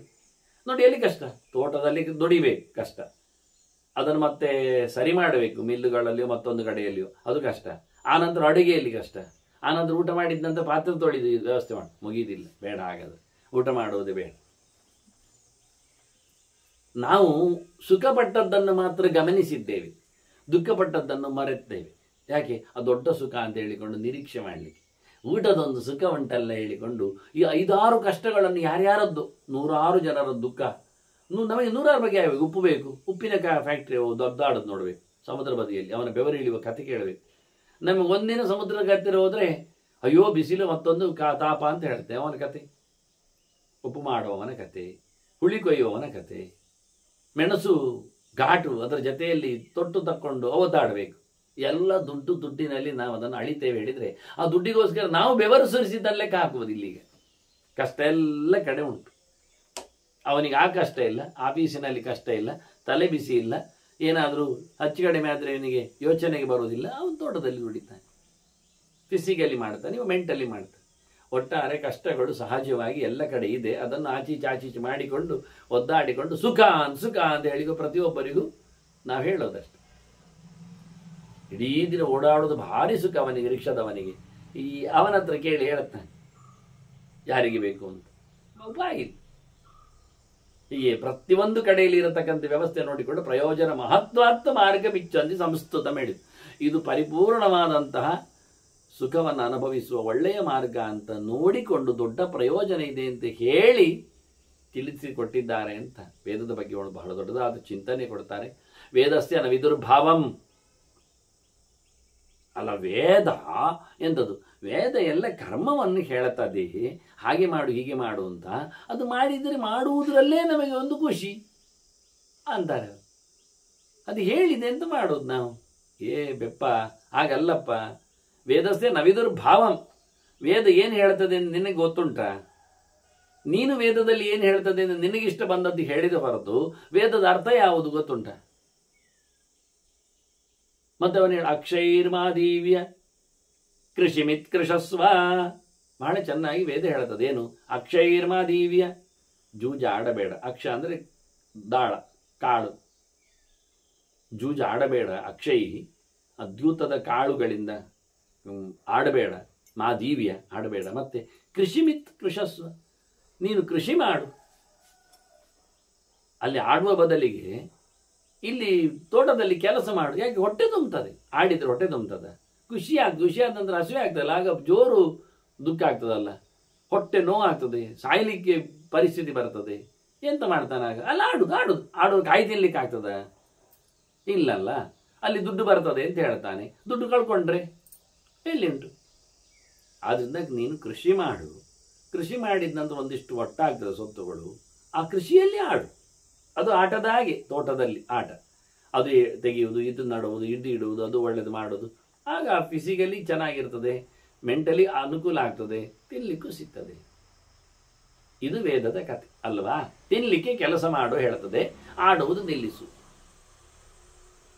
ಅವ ಹೇಳಿದೇನು ಗೊತ್ತುಂಟ? ಅಕ್ಷೈರ್ಮಾದೀವ್ಯ ಕೃಷಿಮಿತ್ ಕೃಷಸ್ವ. ನೀನು ಅಕ್ಷರಗಳ ಜೊತೆಯಲ್ಲಿ ಆಡಬೇಡಪ್ಪ. ಅಲ್ಲಿರತಕ್ಕ ಆದಿಂದ ಕ್ಷಾದವರೆಗಿರತಕ್ಕಂಥ ಎಂತ ಲೆಟರ್ಸ್ಗಳು ಬಂದಿವೆ, ಹೇಗೆ ಬರೆದಿದ್ದಾರೆ, ಚೆನ್ನಾಗಿದೆ ಅಂತ ಅಕ್ಷರಗಳನ್ನು ಹೆಕ್ಕಿ ಆಡಬೇಡ. ಮತ್ತೆ ಕೃಷಿಮಿತ್ ಕೃಷಸ್ವ, ಆ ಅರ್ಥದ ಕೃಷಿಯನ್ನು ಮಾಡು, ಒಳಗೆ ಹೋಗು, ಕರ್ಷಣೆ ಮಾಡು, ಮಥನೆ ನಡೆಸು, ಶಬ್ದಗಳ ಚಿಂತನೆಗಳ ಜೊತೆಯಲ್ಲಿ ಭಗವಂತನ ಎಚ್ಚರ ಹೇಗಾಗ್ತದೆ ನೋಡಿಕೊ. ವೇದ ಪಾರಾಯಣದಿಂದ ಕೊಡ್ತಾರಲ್ಲ ದಕ್ಷಿಣೆ, ಅದು ಪ್ರಯೋಜನ ಆಗಲಿಲ್ಲ. ಏನನ್ನು ವೇದ ಪಾರಾಯಣದಲ್ಲಿ ನಾನು ಕಂಡೆ ನೋಡಿದೆ ಹೇಳಬೇಕು ಎನ್ನುವುದನ್ನು ಅರ್ಥ ಮಾಡಿಕೊಂಡು ಹೇಳು. ಅದರಿಂದ ವೇದಗಳನ್ನು ನೋಡಿ, ನಾವು ಆಗಿ ಹೇಳಿದ್ದೇನೆ, ವೇದಕರ್ತ ಆಡಬೇಡ ಹೇಳ್ತದೆ, ತೋಟಕ್ಕೆ ಓಡು ಹೇಳ್ತದೆ. ಇನ್ನು ಕರ್ಮ, ತೋಟದಲ್ಲಿಯೂ ಆಡಿದ್ದೆ ತಾನೆ, ಮತ್ತೆಂದದು ಅದು ಬೇಡ ಹೇಳ್ತದೆ. ಮತ್ತೆ ಪುಸ್ತಕ ಇಟ್ಕೊಂಡು ಆಡಿದ್ದೆ ಅಂತ ಅಕ್ಷರ ಹುಡುಕಿದ್ದವ, ಅದರಲ್ಲಿ ಹುಡುಕ್ತಾನೆ ತನ್ನ ಹೆಸರು ಎಲ್ಲಿ ಉಂಟು ಅಂತ. ಪುಸ್ತಕದಲ್ಲಿ ಎಲ್ಲಿ ಇರ್ತದೆ, ಎಲ್ಲಿ ಒಂದು ಕಡೆಯಲ್ಲಿ 4-6 ಲೆಟರ್ಸ್ಗಳಲ್ಲಿ ಬಿದ್ದಿರ್ತವೆ, ಒಟ್ಟು ಮಾಡಿಕೊಂಡು ಓದಾಡ್ತಾನೆ. ಯಾರೋ ಬೇಳಿದ್ದಂತೆ ವೇದದಲ್ಲಿ ವಿಠಲ ಬಂದಿದ್ದಾನೆ ಅಂತ. ಎಲ್ಲಿ ತೋರಿಸಿ ನೋಡಿ, ಪುರುಷ ಸೂಕ್ತದಲ್ಲೇ ಉಂಟು ಅಂತ. ಎಲ್ಲಿ ಬಂದಿದೆ? ಸಭೂಮಿಂ ವಿಶ್ವತೋ ವೃತ್ವಾ ಅತ್ಯತಿಷ್ಠದ್ದಶಾಂಗುಲಂ. ಸಭೂಮಿಂ ವಿ ವಿಶ್ವತೋ, ಅಲ್ಲಿ ವಿ ಉಂಟು. ಅವನು ಭೂಮಿಯನ್ನು ಎಲ್ಲೆಡೆಯಲ್ಲಿ ವ್ಯಾಪಿಸಿ ಮತ್ತು ಮೇಲಕ್ಕೆ ನಿಂತನು ಅಂತ ದೇವರ ಬಗ್ಗೆ ಮಾತಾಡಿತ್ತು. ಸೃಷ್ಟಿ ಪ್ರಪಂಚದಿಂದ ಆಚೆ ದೇವರಿದ್ದಾನೆ ಹೇಳುವ ಮಾತದು. ಅಲ್ಲಿ ಸಭೂಮಿ ವಿಶ್ವತೋ ಉಂಟು. ವಿಶ್ವತ ಅಂದ್ರೆ ಎಲ್ಲ ಕಡೆಯಿಂದಲೂ, ಅಲ್ಲಿ ವಿ ಅಂತಲ್ಲ, ಎತ್ತಿಕೊಂಡ ವಿ. ವಿಶ್ವತೋ ವೃತ್ವಾ ಅತ್ಯತಿಷ್ಠತ್, ಅತ್ಯತಿಷ್ಠತ್ ಬಂತಲ್ಲ, ಠಾ ಬಂತಲ್ಲ ಅಡಿಯಲ್ಲಿ ಒತ್ತಿನಲ್ಲಿ, ಆ ಠಾವನ್ನು ಇಟ್ಕೊಂಡ, ವಿಟ್ಟ ಆಯ್ತು. ಮತ್ತೆ ದಶಾಂಗುಲಂ ಲಾ ಉಂಟು ಮನೆಯಲ್ಲಿ, ವಿಠಲಂ ವಿಠಲಂ ವಿಠಲಂ ಶುರು ಮಾಡಿದ, ವಿಠಲ ವಿಠಲ ವಿಠಲ. ಮಗನೇ, ನಮ್ಮ ನಮೂನೆ ನೋಡಿ, ಈ ನಾಮಗಳನ್ನು ಹುಡುಕುವ ನಮ್ಮದು ವ್ಯಾಪಾರದಲ್ಲಿ ಇಷ್ಟೇ ಆದದ್ದು, ಮತ್ತೇನಾಗಲಿಲ್ಲ, ಅದರ ಆಚೆ ಗೊತ್ತಿಲ್ಲ. ಅದು ಹುಡುಕಿದ ಗೆರೆಯಲ್ಲಿ ಸಿಕ್ಕಿದ ವಿಠಲನನ್ನಾದರೂ ಯಾಕೆ ಆ ಗೆರೆಯಲ್ಲಿ ಏನು ಹೇಳಿತಿ ಅನ್ನೋದನ್ನು ನೋಡ್ಲಿಲ್ಲವ, ನೋಡೋದಿಲ್ಲ. ನಾನೇ ಸುಮ್ಮನೆ ಹೇಳಿದ್ದೆ, ಈ ಜಗತ್ತನ್ನು ಆವರಿಸಿದ ಆಚೆ ದೇವರು ನಿಂತಿದ್ದಾನೆ ಹೇಳೋ ಮಾತದು ಅಂತ. ಅದು ಅವನಿಗೆ ಬೇಡ, ಅದು ಗೊತ್ತಿಲ್ಲ, ಹೇಳತ್ತ ಇಷ್ಟಕ್ಕೋಸ್ಕರ ವಿಠಲ. ಇನ್ನೊಬ್ಬ ಹೇಳಿದ್ದಾನೆ ಪುರುಷ ಸೂಕ್ತದಲ್ಲಿ ಅವನ ತಾನು ಉಪಯೋಗಿಸಿಕೊಳ್ಳತಕ್ಕ ಸೊತ್ತಿನ ಬಹಳ ದೊಡ್ಡ ಮಹಿಮೆ ಉಂಟಂತೆ. ನನಗೆ ಆಶ್ಚರ್ಯ ಆಯಿತು, ನೀನು ಉಪಯೋಗಿಸುವ ಸೊತ್ತಿನ ಮಹಿಮೆ ಪುರುಷ ಸೂಕ್ತದಲ್ಲಿ ಯಾಕೆ ಬರಬೇಕು ಮಾರಾಯ? ಅದು ದೇವರ ಮಹಿಮೆ ಅಲ್ಲವ? ನಾನು ನಿತ್ಯ ದೇವರು ಅದಕ್ಕೋಸ್ಕರ ನನ್ನ ಹತ್ರ ದಿನ ಅದನ್ನು ಉಪಯೋಗಿಸ್ಲಿಕ್ಕೆ ಹೇಳಿದ್ದಾನೆ. ಏತಾವಾ ನಸ್ಯ ಮಹಿಮಾ, ನಸ್ಯ ಮಹಿಮೆ ಅಂತ ಹೇಳಿ. ಇಂಥ ಜಾತಿಗಳನ್ನು ಏನು ಮಾಡ್ಬೇಕು ನಾನು? ಏತಾವಾನ್ ಅಸ್ಯ ಮಹಿಮಾ ಅಂದು, ಅಸ್ಯ ಅಂದ್ರೆ ದೇವರ ಅಕಾರವಾಚ್ಯನಾದ ಭಗವಂತನ ಮಹಿಮೆಯು ಏತಾವಾನ್ ಇಷ್ಟಿದೆ ಅಂತ ಹೇಳಲಿಕ್ಕೆ ಹೊರಟದ್ದು. ಧೀಮಾನ್ ಇದ್ದಾಗಿ, ಶುಭವಾನ್ ಎಲ್ಲ ಇದ್ದಾಗಿ, ಧನವಾನ್ ಎಲ್ಲ ಇದ್ದಾಗಿ ಏತಾವಾನ್ ಅಂತ ತವತ್ ಪ್ರತ್ಯಯದಲ್ಲಿ ಇಷ್ಟಿದೆ ಅಂತ ಹೇಳಲಿಕ್ಕೆ ಹೊರಟದ್ದು. ಅವ ಏತಾವಾ ನಸ್ಯ ಮಹಿಮಾ ಅಂತ ಅದನ್ನು ತುಂಡು ಮಾಡಿ ಹೇಳಿ, ಇದು ನಸ್ಯದ ಮಹಿಮೆ, ನಾನು ಅದಕ್ಕೆ ನಶ್ಯ ಎಳಿತಾ ಇದ್ದೇನೆ ಅಂತ ಹೇಳ್ತಾರೆ. ಇಂಥವರ ಕೈಯಲ್ಲಿ ವೇದ ಸಿಕ್ಕಿದರೆ ಅದರ ಫಚೀತಿ ಏನಾಗ್ತದೆ? ಮಾಮಯಂ ಪ್ರಚಲಿಷ್ಯತಿ ಇದ್ದ ವೇದ ಬೊಬ್ಬೆ ಹೊಡಿತದೆ. ನನ್ನನ್ನು ಕೊಲೆ ಮಾಡ್ತಾನೆ ದಮ್ಮಯ್ಯ ಅಂಥವ್ರ ಕೈಗೆ ವೇದ ಹೇಳ್ತದೆ, ಕೊಡಬೇಡ, ಸಿಗಬೇಡ. ಇದನ್ನು ಉಲ್ಲೇಖ ಮಾಡಿ, ವೇದಸ್ಯನ ವಿದುರ್ಭಾವಂ, ವೇದದ ನಿಜವಾದ ಸ್ಪಿರಿಟ್ ಅವರು ತಿಳ್ಕೊಂಡಿಲ್ಲ. ನಿಜವಾಗಿ ವೇದ ಹೇಳುವುದು ಪರಮೋಚ್ಚವಾದ ಭಗವಂತನ ವಿಜ್ಞಾನ, ಅರಿವನ್ನು. ಜ್ಞಾನಮಾರ್ಗ ಪ್ರತಿಷ್ಠಿತಂ, ಪರಮಾತ್ಮನ ಜ್ಞಾನವನ್ನೇ ವೇದ ತಿಳಿಸಲಿಕ್ಕೆ ಹೊರಟಿದೆ. ಇದು ಎಲ್ಲರೂ ತಿಳ್ಕೊಂಡಿದ್ದಾರೆ. ಮತ್ತೆ ವೇದಾಕ್ಷರಾಣಿ ಯಾವಂತಿ ಪಠಿತಾನಿ ದ್ವಿಜಾತಿ ಮಿತಾವದ್ಯ ಹರಿನಾಮಾನಿ ಪಠಿತಾನಿ ಅನ್ನೋ ಸಂಶಯ ಎನ್ನುವುದು ಎಲ್ಲರಿಗೂ ಗೊತ್ತು. ವೇದದ ಅಕ್ಷರಗಳೆಲ್ಲವೂ ದೇವರನ್ನು ಮಾತಾಡಿಸ್ತದೆ. ಆದರೂ ಮತ್ತೆ ಪುನಃ ನಾಯಿ ಬಾಲ ಡೊಂಗು ಅಂತೇಳಿ ಮತ್ತೆ ಶುರು ಮಾಡ್ತಾರೆ. ಹರಿನಾಮಾನಿಂದಲೇ ಅಲ್ಲಿ ಇರುವುದು, ಶುರುವಾಗಲೂ ಹರಿ ಓಂ ಅಂತಲೇ ಹರಿಯ ಹೆಸರನ್ನು ಹೇಳಿದೆ ವೇದ ಅಂತ. ಅದರಲ್ಲಿ ಮತ್ತೆ ಪುನಃ ಇನ್ಯಾರ್ಯಾರನೋ ತರಲಿಕ್ಕೆ ನೋಡ್ತಾರೆ. ಏನು ಮಾಡ್ಲಿಕ್ಕೆ ಬರ್ತದೆ? ಅದಕ್ಕೆ ನಾನು ಹೇಳಿದ್ದೆ ಅವರ ಪರಿಚಯ ಹೇಗಿದೆ ಅಂತ. ಅದನ್ನ ವೇದ ಅತ್ಯಂತ ಎತ್ತರದ್ದು. ಸದ್ಭಿ ಆಚರಿತತ್ವಾತ್ತು ವೃತ್ತಮೇತದ್ ಅಗರ್ಹಿತಂ. ಇದನ್ನು ಸಜ್ಜನರು ಬಹಳ ಚೆನ್ನಾಗಿ ವೇದವನ್ನು ಜ್ಞಾನಕಾಂಡವಾಗಿ, ಜ್ಞಾನದ ಚಿಂತನೆಯನ್ನಾಗಿ ನಡೆಸಿಕೊಂಡಿದ್ದಾರೆ. ಅದು ತುಂಡು ಭಾಗ, ಕಡೆಯ ಭಾಗವನ್ನು 4-5 ಗೆರೆಗಳು ಮಾತ್ರ ಅಂತಲ್ಲ, ಸಮಗ್ರ ವೇದ, ಅನಂತ ವೇದಗಳೂ ದೇವರ ಎತ್ತರವನ್ನು ಹೇಳುತ್ತದೆ, ಬಿತ್ತರಗೊಳ್ಳುತ್ತದೆ. ಇದೆಲ್ಲ ಸಜ್ಜನರಿಗೆ ಅರ್ಥ ಆಗಿದ ಸಂಗತಿಗಳು. ಯಾರೋ ದುಷ್ಟ ಒಬ್ಬ ಮಾತ್ರ ಅದರಲ್ಲಿ ಕೆಲವು ವಸ್ತುಗಳು ಮಾತ್ರ ವೇದದಲ್ಲಿ, ಕರ್ಮಕಾಂಡವನ್ನು ಹೇಳುವ ವೇದದಲ್ಲಿ ಕೆಲವು ಮಾತ್ರ ಜ್ಞಾನಕಾಂಡ, ಅದರಲ್ಲಿ ಕೆಲವು ಗೆರೆಗಳು ಮಾತ್ರ ಪರಮಾತ್ಮನನ್ನು ತಿಳಿಸುತ್ತದೆ, ಮತ್ತೆಲ್ಲ ಬೋಗಸ್, ಲೋಕಕ್ಕೆ ಹೇಳಲಿಕ್ಕೆ ಬಂದದ್ದು ಅಂತ ಹೇಳಿಕೊಳ್ಳುವ ಒಬ್ಬ ಅವ ಅಸಾಮಿ, ಅವ ಯಾವನು ಒಳ್ಳೆಯವಲ್ಲ ಅಂತ. ಅದನ್ನ ಸಜ್ಜನರಿಗೆ ಇದು ಚೆನ್ನಾಗಿ ಗೊತ್ತಿದೆ. ವೇದೇಶ್ಚ ಸರ್ವೈಹಿ ಅಹಮೇ ವೇದ್ಯ ಅಂತ ಕೃಷ್ಣ ಹೇಳಿದ ನಂತರ ನಿಮ್ಮ 4-5 ವಾಕ್ಯಗಳಲ್ಲಿ ಮಾತ್ರ ಒಂದು ಹೇಳಿದ್ದುಂಟವ, ನಾಚಿಕೆ ಪಡಬೇಕಾಗ್ತದೆ ಕೆಲವೊಮ್ಮೆ. ಒಂದಕ್ಕೊಂದು ಪೂರಕವಾದ ಸಂಗತಿ. ಮತ್ತೆ ನಮಗೆ ಕೃಷ್ಣ ಬೇಕು, ಮತ್ತೆ ನಾವು ಗೀತೆಗೆ ಬರಿಬೇಕು ಟೀಕೆ ಟಿಪ್ಪಣಿಗಳು, ದೊಡ್ಡ ಜನ ಅನಿಸಿಕೊಳ್ಳಬೇಕು. ಆದ್ರೆ ಇದಕ್ಕೇನು ಅರ್ಥ ಹೇಳುವ? ಅದನ್ನು ತಪ್ಪಿಸಿದ ಅದೆಲ್ಲ ತೋರುವುದಕ್ಕೆ ಇನ್ನು ಕರ್ಮ ಅಂತೇವೆ ನಾವು. ಅದು ತೋರುವುದೊಂದು ಇರುವುದೊಂದೆಲ್ಲ ಉಂಟಾ? ಹಾಗೊಂದು ಆಗ್ತದ. ನಾವೇ ಮಾಡತಕ್ಕಂಥ ವಿಭಾಗಗಳ ವ್ಯವಸ್ಥೆಗಳು. ಬಾವಿಯಲ್ಲಿ ಇರತಕ್ಕ ನೀರು ಸುಳ್ಳ, ಕುಡಿದದ್ದು ತಪ್ಪ, ಅದ್ರ ಜೊತೆಯಲ್ಲಿ ಆಡಿದ್ದು ಓಡಾಡಿದ್ದು, ನಾವು ಕಳ್ಕೊಂಡದ್ದಲ್ಲಿ ನೀರಿನಲ್ಲಿ ಕೊಡಪಾನ ಮೇಲೆ ಬಾರದೆ ಅದು ಸುಳ್ಳೆ. ಎಂತ ಸುಳ್ಳು? ಅದು ಕಾಣ್ತದಲ್ಲ ಕೊಡಪಾನ ಹೀಗೆ ನಮ್ಮನ್ನು ನಗುತ್ತಾ ಉಂಟು, ನಾನು ಇಲ್ಲಿ ಅಡಿಯಲ್ಲಿದ್ದೇನೆ ಮೇಲೆ ಬರೋದಿಲ್ಲ ಅಂತೇಳಿ ತುಂಡಾಗಿ ಹೋದದ್ದಲ್ಲೇ ಉಂಟು, ಆಗ ತುಂಡಾದ. ಯಾವುದನ್ನು ಸುಳ್ಳು ಹೇಳುದು? ಎಂಥದ್ದು ಉಂಟು? ಸುಳ್ಳು ಹೇಳಿದವರನ್ನು ಬಾವಿಗೆ ದುಡಬೇಕು ಒಮ್ಮೆ. ಎಂತ ಸುಳ್ಳು? ಎಂತ ಬಿದ್ದದ್ದು ಸುಳ್ಳು, ಮಾರೆ ಮಂಡೆ ಹೊಡೆದದ್ದು ಸುಳ್ಳು ಹೇಳಬೇಕು. ನಾಚಿಕೆ ಆಗ್ತದೆ. ಮತ್ತೆ ಅದು ಅನಿತ್ಯ ಅಂತ ಹೇಳೋದು ನಾವು ಸುಳ್ಳು ಅಂದರೆ. ಅನಿತ್ಯ ಅಂದರೆ ಏನರ್ಥ? ಅದನ್ನೇ ಹೇಳಿ, ಸುಳ್ಳು ಯಾಕೆ ಹೇಳಬೇಕು ಶಬ್ದವನ್ನು? ಇದು ಯಾವುದೂ ನಿನ್ನೆ ಆಗಿ ಇವತ್ತು ಇರುವುದಿಲ್ಲ, ಚೇಂಜಸ್ ಆಗ್ತಾ ಇರೋದು. ಅದು ಎಲ್ಲರೂ ಹೋಗ್ತಾರೆ ಚೇಂಜಸ್ ಎನ್ನುವುದು. Every moment, in every minute, in every second ಪ್ರತಿಯೊಂದು ಚೇಂಜಸ್ ಆಗ್ತದೆ ಲೋಕದಲ್ಲಿ. ಚೇಂಜ್ ಆಗದೆ ಇರಲಿಕ್ಕೆ ಎಂಥದ್ದು? ನಾವು ಮಗು ದೊಡ್ಡದಾಗದೆ ಇರ್ತದೆ, ದೊಡ್ಡವ ಮುದುಕನಾಗದೆ ಇರ್ತಾನೆ. ಯಾವುದು ಎಲ್ಲವೂ ಸಹ ಬದಲಾವಣೆಗೊಳ್ತದೆ. ಪ್ರಕೃತಿಯ ಧರ್ಮ ಅದು. ಅದು ಎಲ್ಲರಿಗೂ ಗೊತ್ತು. ಅದನ್ನು ಹೇಳೋದೆಂದು ಅದು ಸುಳ್ಳು ಹೇಳಬೇಕು. ಅದನ್ನು ಸುಳ್ಳು ಹೇಳುವುದೇ ಇಲ್ಲಲ್ಲ. ವಸ್ತು ಅದೇ ಅಲ್ಲ ಬದಲಾಗಲಿಕ್ಕೆ, ವ್ಯಕ್ತಿ ಅವನೇ ಅಲ್ವಾ? ಈಗ ಬಹಳ ಚಂದವಾಗಿ ಇದನ್ನೆಲ್ಲ ಸಜ್ಜನರು ಆಚರಿಸಿಕೊಂಡು ಬಂದಿದ್ದಾರೆ.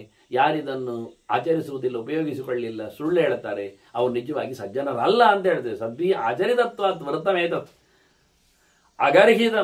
ಇದು ಎಲ್ಲಿಯೂ ನಿಂದೆ ಮಾಡದ ವೃತ್ತಿ, ಪ್ರವೃತ್ತಿ, ನಿವೃತ್ತಿ, ಭಗವದೆಡೆಗಿನ ಮಾರ್ಗದ ಗತಿ ಎನ್ನುವುದು ಎಲ್ಲಿಯೂ ಸಹ ವೇದದ ಪ್ರಕಾರದಲ್ಲಿ ವೇದವನ್ನು ಚಿಂತನೆ ಮಾಡ್ತಾ ಭಗವಂತನನ್ನು ತಿಳಿಬೇಕೆನ್ನತಕ್ಕದ್ದು ಎಲ್ಲಿಯೂ ಇಲ್ಲ ಹೇಳಲಿಲ್ಲ, ಎಲ್ಲಿಯೂ ಅಲ್ಲ ಹೇಳಲಿಲ್ಲ. ಇಯಂಸಾ ಬುದ್ಧಿರಭ್ಯೇತೆ ಯಥಾಯಾತಿ ಪರಾಂಗತಿ. ಈಗೊಂದು ಗಟ್ಟಿ ಮನಸ್ಸು ಮಾಡಿ ಭಗವಂತನ ಎಚ್ಚರವನ್ನು ಸಂಪಾದನೆ ಮಾಡಿ ವ್ಯವಸಾಯಾತ್ಮಿಕ ಬುದ್ಧಿ ಏಕೆ ಹೇಳಿದಾಗೆ ಭಗವಂತನ ಲೋಕಕ್ಕೆ ಆತ ಮತ್ತೆ ತೆರಳುತ್ತಾನೆ, ಉತ್ತಮವಾದ ಗತಿಯನ್ನು ಪಡಿತಾನೆ. ಕಾಮಕ್ರೋಧಾದಿಭಿ ಭಾವೈ ಯುಕ್ತ ರಾಜಸ ತಾಮಸೈಹಿ. ರಾಜಸ ತಾಮಸಗಳು ಅನಿಸಿಕೊಂಡಿರತಕ್ಕಂತಹ ಭಾವಗಳು ಯಾವುದು ಕೇಳಿದರೆ ಕೋಪ ತಾಪಗಳೆಲ್ಲ, ಕಾಮಕ್ರೋಧಗಳು, ಬೇಕುಗಳು, ಅದಕ್ಕಾಗಿ ಒದ್ದಾಟ, ಅದು ರಾಜಸ. ಅದು ಆಗದೇ ಇದ್ದಾಗ ಅದನ್ನು ಹೇಗಾದರೂ ಮಾಡಿ ಪಡಿತೇನೆ ಹೇಳಿ ಹಿಂಸೆ ಮಾಡಿಯೋ ಕೊಲೆ ಮಾಡಿಯೋ ಕದ್ದಾದರೂ ತೆಗೆಯುವಂಥದ್ದು, ಕೋಪದ ಕೈಯಿಂದ ಕೆಲಸ ಮಾಡಿಸಿಕೊಳ್ಳುವುದು ತಾಮಸ. ಹೀಗೆ ರಾಜಸ ತಾಮಸಗಳಿಂದ ಸೃಷ್ಟಿಗೊಂಡಿರತಕ್ಕಂಥ ಕಾಮ ಕ್ರೋಧಗಳಿಂದ ಕೊನೆಗೆ ಅದು ಸಿಟ್ಟಿನ ಕಡೆಯಲ್ಲಿ ಕೆಲಸ ಆದ ನಂತರ ಲೋಭ. ಅದರಲ್ಲಿ ತ್ರಿವಿಧಂ ನರಕಸ್ಥೇದಂ ಕೃಷ್ಣ ಹೇಳಿದಾಗೆ ಕಾಮಃ ಕ್ರೋಧ ತಥಾ ಲೋಭ ಅಂತ ಅದು ಆದಿಪದದಿಂದ ಅದನ್ನು ಸೇರಿಸಿಕೊಳ್ಳಿಕ್ಕುಂಟು. ಅದರ ಮರಿ ಮೊಟ್ಟೆ ಸಂತಾನಗಳೆಲ್ಲ ಬರಲಿಕ್ಕಿರ್ತದೆ. ಪ್ರಧಾನವಾಗಿ ಇಬ್ಬರೇ ದೊಡ್ಡವರು, ಕಾಮೇಶಃ ಕ್ರೋಧೇಶಃ ಅಂತ. ರಜೋಗುಣ ಸಮುದ್ಭವ ಎರಡು ಬಹಳ ದೊಡ್ಡದಾದ ಪ್ರಭಾವಪೂರ್ಣವಾದ ಸಂಗತಿಗಳು. ಒಂದೆಡೆ ಸತ್ವದ ಮುಖದೆಡೆಗೆ ಹಬ್ಬಿದ ರಾಜಸವಾದದ್ದು, ಶುದ್ಧ ರಾಜಸ ಅನಿಸಿಕೊಳ್ಳುವಂತೆ ಕಮ್ಮಿ ತಾಮಸದಿಂದ ಕೂಡಿದ್ದು. ಅದರ ಇನ್ನೊಂದು ಕಡೆಯಲ್ಲಿ ಶುದ್ಧ ತಾಮಸವಾಗಿ ಕಾಣುವಂಥದ್ದು, ಸ್ವಲ್ಪವೇ ಸತ್ವಕ್ಕೆ ಸ್ವಲ್ಪವೇ ರಜಸ್ಸಿಗೆ ಮುಖವಾಗಿ ಕೂತ್ಕೊಳ್ಳುವಂಥದ್ದು. ಟೋಟಲಿ ಎರಡರಲ್ಲಿ ಗಟ್ಟಿಮುಟ್ಟಾಗಿರುವಂಥದ್ದು ರಾಜಸದ ಸಾತ್ವಿಕ ಮುಖ ಒಂದು ಕಡೆ, ಮತ್ತೊಂದರಲ್ಲಿ ರಾಜಸದ ತಾಮಸ ಮುಖ ಒಂದು ಕಡೆ. ಆದರೆ ಇದನ್ನು ರಾಜಸ ಅಂತ ಕರೀಲಿಕ್ಕೆ ಕಾರಣ ಇಂತಹ ಸೊತ್ತುಗಳಿಂದ ಕೂಡಿಕೊಂಡವ ದೇಹವನ್ನು ಗಮ್ಮತ್ತಿನಲ್ಲಿ ಅಭಿಮಾನದಿಂದ ಹೊತ್ತುಕೊಳ್ಳುತ್ತಾನೆ. ಶರೀರವಾನ್ ಉಪಾದತ್ತೇ ಮೋಹಾತ್ ಸರ್ವಾನ್ ಪರಿಗ್ರಹಾನ್. ಎಲ್ಲ ಸೊತ್ತುಗಳನ್ನು ಒಟ್ಟು ಮಾಡ್ತಾನೆ, ಪಡಿತಾನೆ, ಇಟ್ಕೊಳ್ತಾನೆ, ನನ್ನದು ಹೇಳ್ತಾನೆ, ನಾನು ಅಂತಾನೆ, ನನ್ನಿಂದ ಅಂತಾನೆ, ನನಗೆ ಅಂತಾನೆ. ಹೀಗೆ ಟೋಟಲಿ ತನ್ನ ಶರೀರದ ಮೇಲಿನ ಅಭಿಮಾನದಿಂದಾಗಿ ಇಡೀ ಜಗತ್ತನ್ನೇ ಸೂರೆಗೊಳ್ಳಲು ಹೋಗ್ತಾನೆ.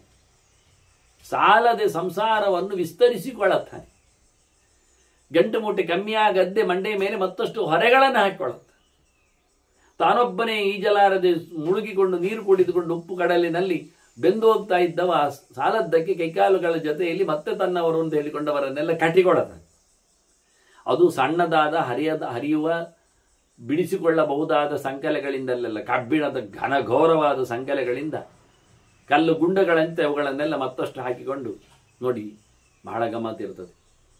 ಬಹಳ ದುಡ್ಡು ಒಟ್ಟು ಮಾಡಿಕೊಂಡವ ಅವನು ಕಲ್ಲಿನ ಪೆಟ್ಟಿಗೆ ಒಳಗೆ, ಅದು ಪಕ್ಕ ಯಾರಿಗೂ ತೆಗಿಲಿಕ್ಕೆ ಮುಚ್ಚಾಳ ಬರಬಾರ್ದು, ಹೊತ್ಕೊಂಡು ಹೋಗ್ಲಿಕ್ಕೆ ಆಗಬಾರ್ದು ಅಂತ ಕಲ್ಲಿನ ಪೆಟ್ಟಿಗೆ ಒಳಗೆ ಅದನ್ನು ಅವಿತಿಟ್ಟು ಅದನ್ನು ದಿನ ಕಂಕುಳಲ್ಲಿ ಹೊತ್ಕೊಂಡು ತಿರುಗುದು ಹುಚ್ಚಪ್ಪ. ಅದು ಕಡಪೆಯಲ್ಲಿ ಗಿಂತ ದೊಡ್ಡದುಂಟು, ಅರಿವ ಕಲ್ಲಿಗಿಂತ ದೊಡ್ಡದುಂಟು.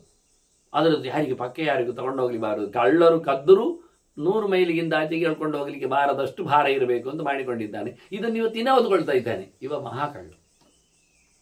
ಈ ನಮ್ಮನೆಯವರು ಇನ್ನು ಅದನ್ನು ಕಾಲಡಿಯಲ್ಲೇ, ಬುಗಳಡಿಯಲ್ಲೇ, ಮಂಡೆ ಅಡಿಯಲ್ಲಿ ಇಟ್ಕೊಳ್ಳೋರು ಸುಮಾರು ಜನ ಇದ್ದ. ಹಿರಣ್ಯಕಶಿಪು ಅಂತವ್ರು, ಹಿರಣ್ಯಾಕ್ಷರ ಅಂತವ್ರು, ಇದನ್ನೇ ಉಲ್ಲೇಖ ಮಾಡಿದವನು. ಎಲ್ಲ ದೋಚುತ್ತಾನೆ, ಬಾಚುತ್ತಾನೆ, ಗೋರ್ತಾನೆ, ಹಿಡಿತಾನೆ, ತೆಗಿತಾನೆ, ತೆಕ್ಕೆಯಲ್ಲಿ ತರ್ತಾನೆ, ಕೈ ಹಾಕ್ತಾನೆ, ಹಿಚುಕ್ತಾನೆ, ಅದನ್ನು ಪರಚಿಕೊಳ್ಳುತ್ತಾನೆ, ಎಲ್ಲ ಮುಗಿಯುವುದೇ ಇಲ್ಲ. ಸರ್ವಾನ್ನ ಪರಿಗ್ರಹನ್ನು ಮೋಹಾತ್ ಉಪಾದತ್ತಿ, ಉಪಶಬ್ದದ ಅರ್ಥ ಅದು, ಉಪಸರ್ಗಕ್ಕಿರತಕ್ಕ ಅರ್ಥಗಳು. ಯಾವ ರೀತಿಯಿಂದ ಅವ ದೋಚಿಕೊಳ್ಳುತ್ತಾನೆ ಗೊತ್ತಿಲ್ಲ. ಮಂಡೆ ಒಡೆದ, ಮೋಸ ಹಾಕಿಯ, ಟೊಪ್ಪಿ ನಡೆಸಿಯ, ನಾಮೆಯಗೆರಿಸಿಯ, ಏನೋ ಮಾಡುತ್ತಾನೆ. ಇನ್ನು ನಾಶುದ್ಧಮಾಚರೇ ತಸ್ಮಾತ್ ಅಭಿಪ್ಸನ್ ದೇಹಯಾಪನ. ದೇಹದ ಧರ್ಮಗಳು ಮತ್ತೆ ನಿಂತು ಹೋಗ್ಬೇಕು, ಇನ್ನೊಂದು ದೇಹ ಬರಬಾರ್ದ, ಮತ್ತೆ ಹುಟ್ಟಿ ಬರಬಾರ್ದು. ಅದಕ್ಕೆ ಏನು ಮಾಡಿ, ಯಾವುದೇ ರೀತಿಯಾದ ದೇಹಗಳು ಬರಬಾರ್ದಾದ್ರೆ ಮೊದಲು ಆದಷ್ಟು ಕೆಟ್ಟ ಕೆಲಸ ನಿಲ್ಲಿಸಬೇಕನ್ನು. ನಾ ಅಶುದ್ಧಂ ಆಚರೇತ್ ತಸ್ಮಾತ್ ಅಭಿಪ್ಸನ್ ದೇಹಯಾಪನ. ದೇಹ ಕೊನೆ ಮಾಡಬೇಕಾದ್ರೆ ಕೆಟ್ಟದ್ದು ಮಾಡಬೇಡ. ಒಳ್ಳೆದ್ದಕ್ಕೆ ಪಕ್ಕ ದೇವರು ದೇಹ ಕೊಡುವುದಿಲ್ಲ, ನಿಧಾನ ಆಗ್ತದೆ. ಆದರೆ ಕೆಟ್ಟದ್ದು ಮಾಡಿದ ತಕ್ಷಣ ಕೀಟೋವ, ಮಶಕೋವ, ದಂಸೋವ, ವ್ಯಾಘ್ರೋವ, ವೃಕೋವ ಹೇಳಿಕೊಂಡು ತೋಳವೋ, ನರಿಯೋ, ಹುಲಿಯೋ, ಆನೆಯೋ, ಇಲಿಯೋ, ಕರಡಿಯೋ, ಕೀಟವೋ, ಪತಂಗವೋ, ನುಸಿಯೋ, ನೊಣವೋ ಎಲ್ಲ ಆಗಲಿ ಶುರು ಆಗ್ತಾನೆ. ಅದಾದ್ರೆ ಕಂಡಬಟ್ಟೆ ಆಗ್ತಾನೆ. ಮತ್ತೆ ಅದು ಒಂದೊಂದು ಕೊಡೋದಲ್ಲ ಅವರು ದೇವರು ಕೊಡುವಾಗ. ಒಮ್ಮೆಲೆ ಕೊಡುವಾಗ 1000 ಸೊಳ್ಳೆ ಆಗುವುದು, ಒಮ್ಮೆಲೆ 1000 ಸರ್ತಿ. ಹೇಗೆಂದ್ರೆ ಪಟಕ್ಕ ಬಂದ ತಕ್ಷಣ ಸಾಯಿಸ್ತಾರೆ, ಮತ್ತೆ ಮನೆಯ ಹುಟ್ಟಬೇಕಾಗ್ತದೆ. ಹೀಗಾಗಿ 1000 ಸರ್ತಿ ಹುಟ್ಟುವ ಈ ದೇಹಗಳಿಂದ ಬಿಡುಗಡೆ ಪಡೀಲಿಕ್ಕೆ ಆದಷ್ಟು ಒಳ್ಳೆ ಕೆಲಸ ಮಾಡುವಂತ. ಕರ್ಮಣ ವಿವರಂ ಕುರ್ವನ್ ನಲೋಕಾನಾಪ್ನಿಯಾತ್ ಶುಭಾನ್. ಕರ್ಮದಲ್ಲಿ ಮಾಡುವ ಕೆಲಸದಲ್ಲಿ ಮೋಸ ಮಾಡಿದರೆ, ಒಳ್ಳೆಯ ಕೆಲಸದಲ್ಲಿ ಮತ್ತೆ ಪಿತೂರಿ ನಡೆಸಿದರೆ, ಅದನ್ನು ಚಿತ್ರಗೊಳಿಸಿದರೆ, ಬಿಟ್ಟು ಮಾಡಿದರೆ, ತೋರಿಕೆಯಲ್ಲಿ ತೋರಿಸಿಕೊಟ್ಟರೆ, ಧರ್ಮ ವ್ಯಾಜದಿಂದ ನಡೆಸಿಕೊಟ್ಟರೆ, ಏನೋ ಒಂದು ಫಿಟ್ಟಿಂಗ್ ಇಟ್ಟು ಫಲದಾಸೆಯಲ್ಲಿ ಮಾಡಿದರೆ ಮತ್ತೆ ಮನ ಒಳ್ಳೆಯವನಾಗುವುದಿಲ್ಲ, ಒಳ್ಳೆ ದೇಹ ಬರುವುದಿಲ್ಲ, ಒಳ್ಳೆ ಲೋಕಕ್ಕೆ ಹೋಗುವುದಿಲ್ಲ. ಮಾಡುವ ಕೆಲಸದಲ್ಲಿ ಕೆಟ್ಟದ್ದು ಮಾಡಬಾರ್ದು. ಒಳ್ಳೆಯದನ್ನು ಬೂಟಾಟಿಕೆಯಿಂದ, ಇನ್ಯಾವುದೋ ಕದ್ದ ಮಾಲುಗಳಿಂದ, ಇನ್ನೇನೋ ಮೋಸಗೊಳಿಸುವ ಮೂಲಕ, ಇನ್ನೇನೋ ಬ್ಯಾನರ್ಗಳಲ್ಲಿ ಮಾತ್ರವೇ, ಹಾಗೆಲ್ಲ ಆಗ ನಿರ್ವ್ಯಾಜವಾಗಿ, ನಿಷ್ಕಪಟವಾಗಿ, ನಿರ್ದುಷ್ಟವಾಗಿ ನಡೆಸ್ತಾ ಬಂದರೆ ಒಳ್ಳೆ ಲೋಕವನ್ನು ಪಡೀಲಿಕ್ಕೆ ಆಗಿಲ್ಲ. ಅಂದರೆ ಅದೂ ಇಲ್ಲ, ಮತ್ತೆ ಅದು ತಪ್ತದೆ. ಲೋಹಯುಕ್ತಂ ಯಥಾ ಹೇಮ ವಿಪಕ್ವನ್ನ ವಿರಾಜತೆ. ಚಿನ್ನ ಚೆನ್ನಾಗಿ ಕಾಣಬೇಕಾದ್ರೆ ಅದರೊಟ್ಟಿಗೆ ಮಿಕ್ಸ್ ಆದದ್ದನ್ನೆಲ್ಲ ತೆಗಿಬೇಕಾಗ್ತದೆ. ಮಿಶ್ರ ಲೋಹ ಅದು ಬಿಸಿ ಮಾಡದೆ ತನ್ನ ಹೊಸತನವನ್ನು ತೋರಿಸುವುದಿಲ್ಲ. ಚಿನ್ನ ಎಷ್ಟೇ ಚಂದವಾಗಿದ್ದರೂ ಅದು ಇತರ ಲೋಹಗಳಿಂದ ಸೇರಿಕೊಂಡಿದ್ರೆ ಅದನ್ನು ಚೆನ್ನಾಗಿ ಕಾಯಿಸಬೇಕಾಗ್ತದೆ. ಕಾಯಿಸಿ ಇತರ ಲೋಹಗಳನ್ನು ಅದರಿಂದ ಕಬಳಿಸಿದಾಗ ಮಾತ್ರವೇ ಚಿನ್ನ ಚಿನ್ನ ಚಿನ್ನ ಅಂತ ಗೊತ್ತಾಗುತ್ತೆ. ಹಾಗೆಯೇ ನಮ್ಮ ದೇಹದಲ್ಲಿ, ನಮ್ಮ ಮನಸ್ಸಿನಲ್ಲಿ ಇರತಕ್ಕಂಥ ಕಷಾಯಗಳು, ಮಲಗಳು, ಕಶ್ಮಲಗಳು ಅದು ಹೋಗದೆ ಜ್ಞಾನ ಶುದ್ಧವಾಗಿ ಬರುವುದಿಲ್ಲ. ತಥಾಪಕ್ವ ಕಷಾಯಾಖ್ಯಂ ವಿಜ್ಞಾನನ್ನ ಪ್ರಕಾಶತೆ. ಒಳಗಿರತಕ್ಕಂಥ ಆಸೆಗಳು, ಆಮಿಷಗಳು, ಮತ್ತೊಂದು ಇನ್ನೊಂದುಗಳು, ಕಾಮಗಳು, ಕ್ರೋಧಗಳು ಇವೆಲ್ಲ ತುಂಬಿ ಕೂತಿದ್ದರೆ ಭಗವದ್ ವಿಜ್ಞಾನ, ದೇವರ ಎಚ್ಚರ ಅದು ಚೆನ್ನಾಗಿ ಹೊರಗೆ ಹಾರುವುದಿಲ್ಲ, ಬರಲಿಕ್ಕೆ ಕೇಳುವುದಿಲ್ಲ. ಇವುಗಳೇ ಮುತ್ತಿಗೆ ಹಾಕ್ಕೊಂಡು ಶುದ್ಧವಾದ ಚಿನ್ನ ಕಾಣಿಸಿಕೊಳ್ಳದಂತೆ ಇತರ ಲೋಹಗಳದ್ದೇ ಕಾರಬಾರ ಹೆಚ್ಚಾಗಿರ್ತದೆ. ಕೇಚಿದ ಆತ್ಮಗುಣಂ ಪ್ರಾಪ್ತಾ ತೇ ಮುಕ್ತಾ ಚಕ್ರ ಬಂಧನಾತ್. ಭಗವಂತನ ಎಚ್ಚರವನ್ನು ಪಡೆದವರು, ಆತ್ಮನ ಪರಮಾತ್ಮನ ವಿಶೇಷವಾಗಿರತಕ್ಕಂಥ ಜ್ಞಾನಾನಂದಾದಿ ಗುಣಗಳನ್ನು ಅರಿತುಕೊಂಡವರು, ಅದನ್ನು ಪಡೆಯಲೋಸುಗ ನೆಲೆಗೊಂಡವರು ಹೆಚ್ಚಿನವರೆಲ್ಲ, ಕೆಲವರು ಅಂತ ಹೇಳ್ತಾನೆ, ಹೆಚ್ಚಿನವರು ಅಂತ ಹೇಳಿದ್ ನಾನು, ಅವರೆಲ್ಲ ಈ ಚಕ್ರ ಬಂಧನದಿಂದ, ಸಂಸಾರದ ಸುಳಿಯಿಂದ ಅವರು ಆಚೆ ದಾಟಿ ಹೋಗಿದ್ದಾರೆ. ಇತರೇ ದುಃಖ ಸಂದೊಂದು ತಥಾ ದುಃಖ ಪರಾಯಣ. ಇತರರು ಬಹಳ ಜನ ಇದನ್ನು ಸಹಿಸಿಕೊಂಡು ಕೂತವರು, ಸುಖ ದುಃಖಗಳ ದ್ವಂದ್ವಗಳಲ್ಲಿ ನಿಲುಕಿಕೊಂಡವರು. ಆಗಲಿ ಪಾಪ, ಕೆಲವೊಮ್ಮೆ ಸೋಲು, ಕೆಲವೊಮ್ಮೆ ಜಯ. ರೋಗ ಇದ್ದದ್ದೇ, ಆಸ್ಪತ್ರೆಗಳು ಉಂಟಲ್ಲ ಅಂತಾನೆ. ತಿನ್ನುವುದೇ ಇದ್ದದ್ದೇ, ಅದು ಬಿಡುವುದು ಯಾಕೆ, ಆಸ್ಪತ್ರೆ ಉಂಟಲ್ಲ ಅಂತಾನೆ. ಹಾಗಾಗಿ ಪ್ರತಿಯೊಂದಕ್ಕೂ ಸಹ ಸಮಜಾಯಿಷಿ ಹೇಳಿಕೊಂಡು ಅದನ್ನು ಮಾಡಿಕೊಳ್ಳೋರಿದ್ದಾರೆ, ಹೇಳಿದ್ದಾರೆ. ಈಗಂತೂ ನಮಗೆ ಅವರು ಆಯುಷ್ಮಾನ್ ಕಾರ್ಡ್ ಎಲ್ಲ ಕೊಟ್ಟಿದ್ದಾರೆ. ಇನ್ನು ಬದುಕುವುದು ಗ್ಯಾರಂಟಿ ಅಲ್ಲ, ಅಲ್ಲಿರತಕ್ಕ ದುಡ್ಡು ಕೊಳ್ಳೆ ಹೋಗುವುದು ಗ್ಯಾರಂಟಿ ಅಷ್ಟೇ. ಮತ್ತೆಂತ ಬದುಕುದು ಎಲ್ಲಿ ಹೇಳ್ತಾನೆ? ನೀವು 10 ಆಯುಷ್ಮಾನ್ ಕಾರ್ಡ್ಗಳನ್ನು ಕುತ್ತಿಗೆಯಲ್ಲಿ ಹಾಕೊಂಡು ಹೋದ್ರು ಹೋಗುವುದು ಹೋಗ್ತದೆ, ಸಾಯುವುದು ಸಾಯ್ತದೆ. ಆದರೆ ಅಷ್ಟು ಜನ ತಿನ್ನುವವರು ಸಿಗ್ತಾರೆ ಅಂತ 10 ಕಡೆಯಲ್ಲಿ ಹೋಗಿ ನೀವು ಆಯುಷ್ಮಂತರಾಗಿ ಅಂತ ಹೇಳೋ ಬದಲಿಗೆ ಅವರೊಂದಿಗೆ ದುಡ್ಡು ಕೊಟ್ಟರು ನಿಜವಾಗಿ ಆಯುಷ್ಮಂತರು ಅವರು ಆಗ್ತಾರೆ. ನಮ್ಮ ಒಂದು ಕಾರ್ಡಿನಿಂದ ವೈದ್ಯ ಪಡೆ ಆಯುಷ್ಮಂತವಾಗ್ತದೆ ಗಡ್ದಲ್ಲಿ, ಏನು ತೊಂದರೆ ಇಲ್ಲ. ಅವರಿಗಂತೂ 10 ಅಂತ ರೋಗಿಗಳು ಸಿಕ್ಕಿದ್ರೆ 1 ತಿಂಗಳು ದುಡ್ಬಹುದು ಅವರು, ಮತ್ತೆ ಇನ್ನು 10 ಬೇಕಾರಗಳು ಬಂದೇ ಬರ್ತಾರೆ. ಅಂದ ಕಾರ್ಡ್ ಕೊಟ್ಟಷ್ಟು, ಉಚಿತ ಕೊಟ್ಟಷ್ಟು ಮನುಷ್ಯ ಉಚಿತ ಜಾಸ್ತಿ ಮಾಡುದವ, ತಿಂದು ಅದನ್ನು ಹೈರಾಮಿಯಾಗಿ ಹಾಳು ಮಾಡಿಕೊಳ್ಳುವುದಷ್ಟೇ ಹೊರತು ಮತ್ತೇನಿಲ್ಲ. ಇದ್ದದರಲ್ಲಿ ಸಂತೃಪ್ತಿಯನ್ನು ಪಡೆಯುವುದೇ ಇಲ್ಲ ಅವನು. ಹಾಗೆ ಇದನ್ನು ಉಲ್ಲೇಖ ಮಾಡ್ತಾರೆ. ಅಪರೇ ಇತರೇ ದುಃಖ ಸಂದ್ವಂದ್ವ, ಚೆನ್ನಾಗಿ ದುಃಖದ ಒಳಗೆ ದುಃಖ ಸುಖ ಲಾಭ ನಷ್ಟ ಇದರೊಳಗೆ ಬಿದ್ದು ಶೀತ ಉಷ್ಣ ಏನಾದರೂ ಒಂದೇ ನಮೂನೆ. ಒಟ್ಟು ಅವರಿಗೆ ದುಃಖ ಪರಾಯಣ, ಅವರು ಪರಮೋಚ್ಚವಾಗಿ ದುಃಖವನ್ನೇ ತಿನ್ನುವರು ಅಂತ ತಿಳ್ಕೊ. ದ ಎಂಡ್ ಎಲ್ಲಿ ಕೇಳಿದರೆ ದುಃಖದಲ್ಲಿ, ನರಕದಲ್ಲಿ, ತಮಸ್ಸಿನಲ್ಲೇ ವರ ಎಂಡ್. ಹಾಗಾಗಿ ಭಗವದೆಚ್ಚರವನ್ನು ಪಡೆಯದೇ ಇದ್ದರೆ ಮುಂದೋಗ್ಲಿಕ್ಕೆ ಆಗುವುದಿಲ್ಲ. ಕ್ರೋಧ ಲೋಭ ಮದಾವಿಷ್ಟಾ ಮೂಢಾಂತಕರಣ ಸದಾ, ಈ ದುಷ್ಟ ದುರ್ಗುಣಗಳಿಂದಲೇ ದಷ್ಟಪುಷ್ಟರಾದವರಿದ್ದಾರಲ್ಲ, ಅವರು ತಲೆ ಹಾಳು ಮಾಡಿಕೊಂಡವರು, ಬುದ್ಧಿ ಕೆಟ್ಟವರು, ಒಳ್ಳೆಯ ಶುದ್ಧವಾದಂಥ ಚಿಂತನೆ ಅವರಲ್ಲಿಲ್ಲ ಅಂಥವರು ಶೋಕ ಕರ್ಮಾನುರೂಪಂತೆ ಜಾಯಮಾನ ಪುನಃ ಪುನಃ, ಅವರು ಅನುಭವಿಸುವ ಕಷ್ಟಕ್ಕೆ ಅನುಗುಣವಾಗಿ ಮತ್ತಷ್ಟು ಕೆಟ್ಟ ಕೆಲಸ ಮಾಡುವ ಮೂಲಕ ಕರ್ಮ ಮತ್ತೆ ಕಷ್ಟ. ಒಬ್ಬ ಕಷ್ಟದಲ್ಲಿದ್ದಾಗ ನೋಡಿ, ರೋಗದಲ್ಲಿದ್ದಾಗ ಕಷ್ಟವನ್ನು ಪಡಿತಾನೆ, ಕಷ್ಟದಲ್ಲಿದ್ದಾಗ ಅವನು ಮೀಯುವುದು ಕಮ್ಮಿ ಮಾಡ್ತಾನೆ, ಜಪ ಅನುಷ್ಠಾನ ಕಮ್ಮಿ ಮಾಡ್ತಾನೆ, ಚಿಂತನೆ ಕಮ್ಮಿ ಮಾಡ್ತಾನೆ, ತಿನ್ನುವುದು ಏನೇನು ತಿಂತಾನೆ. ಇದರಿಂದ ಏನಾಗ್ತದೆ ಅವನಿಗೆ? ದುಃಖದ ಕರ್ಮದಿಂದಾಗಿ ಕರ್ಮ ದುಃಖಿತವಾಗಿ ಮತ್ತೆ ಮನ ಹುಟ್ಟುವುದು ಸಹ ಹಾಳಲ್ಲಿ, ಕೆಟ್ಟ ಯೋನಿಗಳಲ್ಲಿ ಬರ್ತಾನೆ. ಅದಕ್ಕಾಗಿ ಆದ್ರೆ ಇದನ್ನೆಲ್ಲ ಓವರ್ಕಮ್ ಮಾಡಿಕೊಳ್ಳುವಾಗೆ ಮೊದಲೇ ರೆಡಿಯಾಗಿರ್ಬೇಕು ಅವನು. ಯಥಾ ವೃಕ್ಷಸ್ಯ ಸಂಚಾಯ ನಾಸ್ತಿ ನಿತ್ಯದಯಾವ. ಮರದ ನೆರಳು ಎಷ್ಟು ಸಮಯ ಸಿಗ್ತದೆ ನಿಮಗೆ? ಮರ ಇದ್ದಾಗೆಲ್ಲ ಸಿಗ್ತದೆ.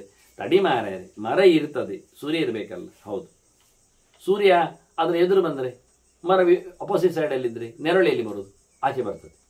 ನೀನು ನಿಂತದ್ದಿಲ್ಲಿ ಈಚೆ ಬದಿಯಲ್ಲಿ. ಒಬ್ಬ ಗಮ್ಮತ್ತಿತ್ತು, ಸ್ಕೂಟರ್ ಬಿಟ್ಕೊಂಡು ಹೋಗುವ ರಸ್ತೆಯಲ್ಲಿ ಬಿಸಿಲಿನ ಕಾಲದಲ್ಲಿ ಒಂದು ದೊಡ್ಡ ಟ್ರಾಲಿ ಬಂದಂತೆ, ರಾಲಿ. ಭಾರಿ ಖುಷಿ ಆಯ್ತು. ನೆರಳು ಸಿಕ್ಕಿತು ಅಂತ ಹೇಳಿ ಅದ್ರ ಬದಿಯಲ್ಲಿ ಹೋಗ್ತಾ, ಬಲ್ಲದಲ್ಲಿ ಹೋಗ್ತಾನೆ, ಎಡದಲ್ಲಿ ಹೋಗ್ತಾ ಇದ್ದಾನೆ. ನಾವೇನು ತಿಳ್ಕೊಳ್ಳಿ, 4 ಪಥ ರಸ್ತೆ 8 ಪಥ ರಸ್ತೆ ತಿಳ್ಕೊಳ್ಳುವ. ಇವಾಗ ಗಮ್ಮತ್ನಲ್ಲಿ ಹೋಗ್ತಾ ಇದ್ದಾನೆ. ಎಷ್ಟು ಸಮಯ ಹೋಗ್ತಾನೆ?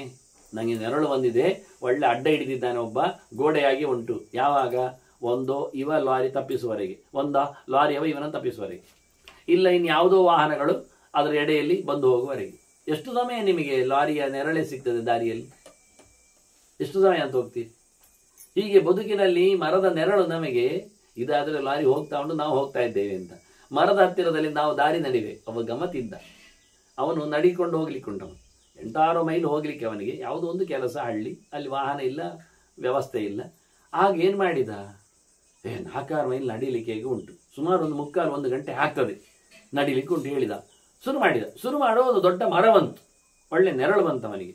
ಆಯಾಸು ಆಗಿತ್ತು, ಕೈಯಲ್ಲಿದ್ದು ನೀರಿತ್ತು, ಏನೋ ಕುಡದ, ಏನೋ ಒಂದು ಕಡ್ಲೆಯೋ ಬಾಯಿ ಹಾಕೊಂಡ. ಈಗ ನೆರಳುಂಟು, ಸಿಕ್ಕಿದಾಗ ನಡಿಬೇಕು ಹೇಳಿದ. ಆ ನೆರಳು ಇರುವವರೆಗೆ ಹೋದ, ಹಿಂದೆ ಬಂದ, ಹೋದ, ಹಿಂದೆ ಬಂದ, ಹೋದ, ಬಂದ. 3/4 ಗಂಟೆ ನಡೀಲಿಕ್ಕೆ ಉಂಟು ಹೇಳಿದ್ದಾನೆ. 3/4 ಗಂಟೆ ನೆರಳಲ್ಲೇ ನಡೀತಿದ್ದಾನೆ ಅವ. ಗಮ್ಯ ಇದ್ದಲ್ಲೇ ಉಂಟು. ಇವಾಗ ಹೋಗ್ಲೇ ಇಲ್ಲ. ಯಾಕೆ? ನೆರಳಲ್ಲೇ ನಡೀತಾ ಇದ್ದಾನವ. ನೆರಳು ಬಿಟ್ಟರೆ ಅಲ್ವಾ ಮುಂದೆ ಹೋಗುದವ. ನೆರಳು ಇನ್ನು ಸಿಗುವುದಿಲ್ಲ ಹೇಳಿ ಮರದ ಅಡಿಯಲ್ಲಿ ಆಚೆ ಈಚೆ ಹೋಗ್ತಾನೆ ಇದ್ದಾನೆ. 3/4 ಗಂಟೆ ನಡಿಲಿಕ್ಕೆ ಉಂಟು ಹೇಳಿದ್ದಾರೆ ಅವರು. 3/4 ಗಂಟೆ ನಡೆದು ಬಿಟ್ಟಿದ್ದಾನೆ, ಮುಂದಂತೂ ಹೋಗ್ಲಿಲ್ಲವ, ಇದ್ದಲ್ಲಿ ಕೂತಿದ್ದ. ಹೇಗೆ ಉಂಟು? ಯಥಾ ವೃಕ್ಷಸ್ಯ ಸಂಚಾಯ ನಾಸ್ತಿ ನಿತ್ಯದಯಾವ.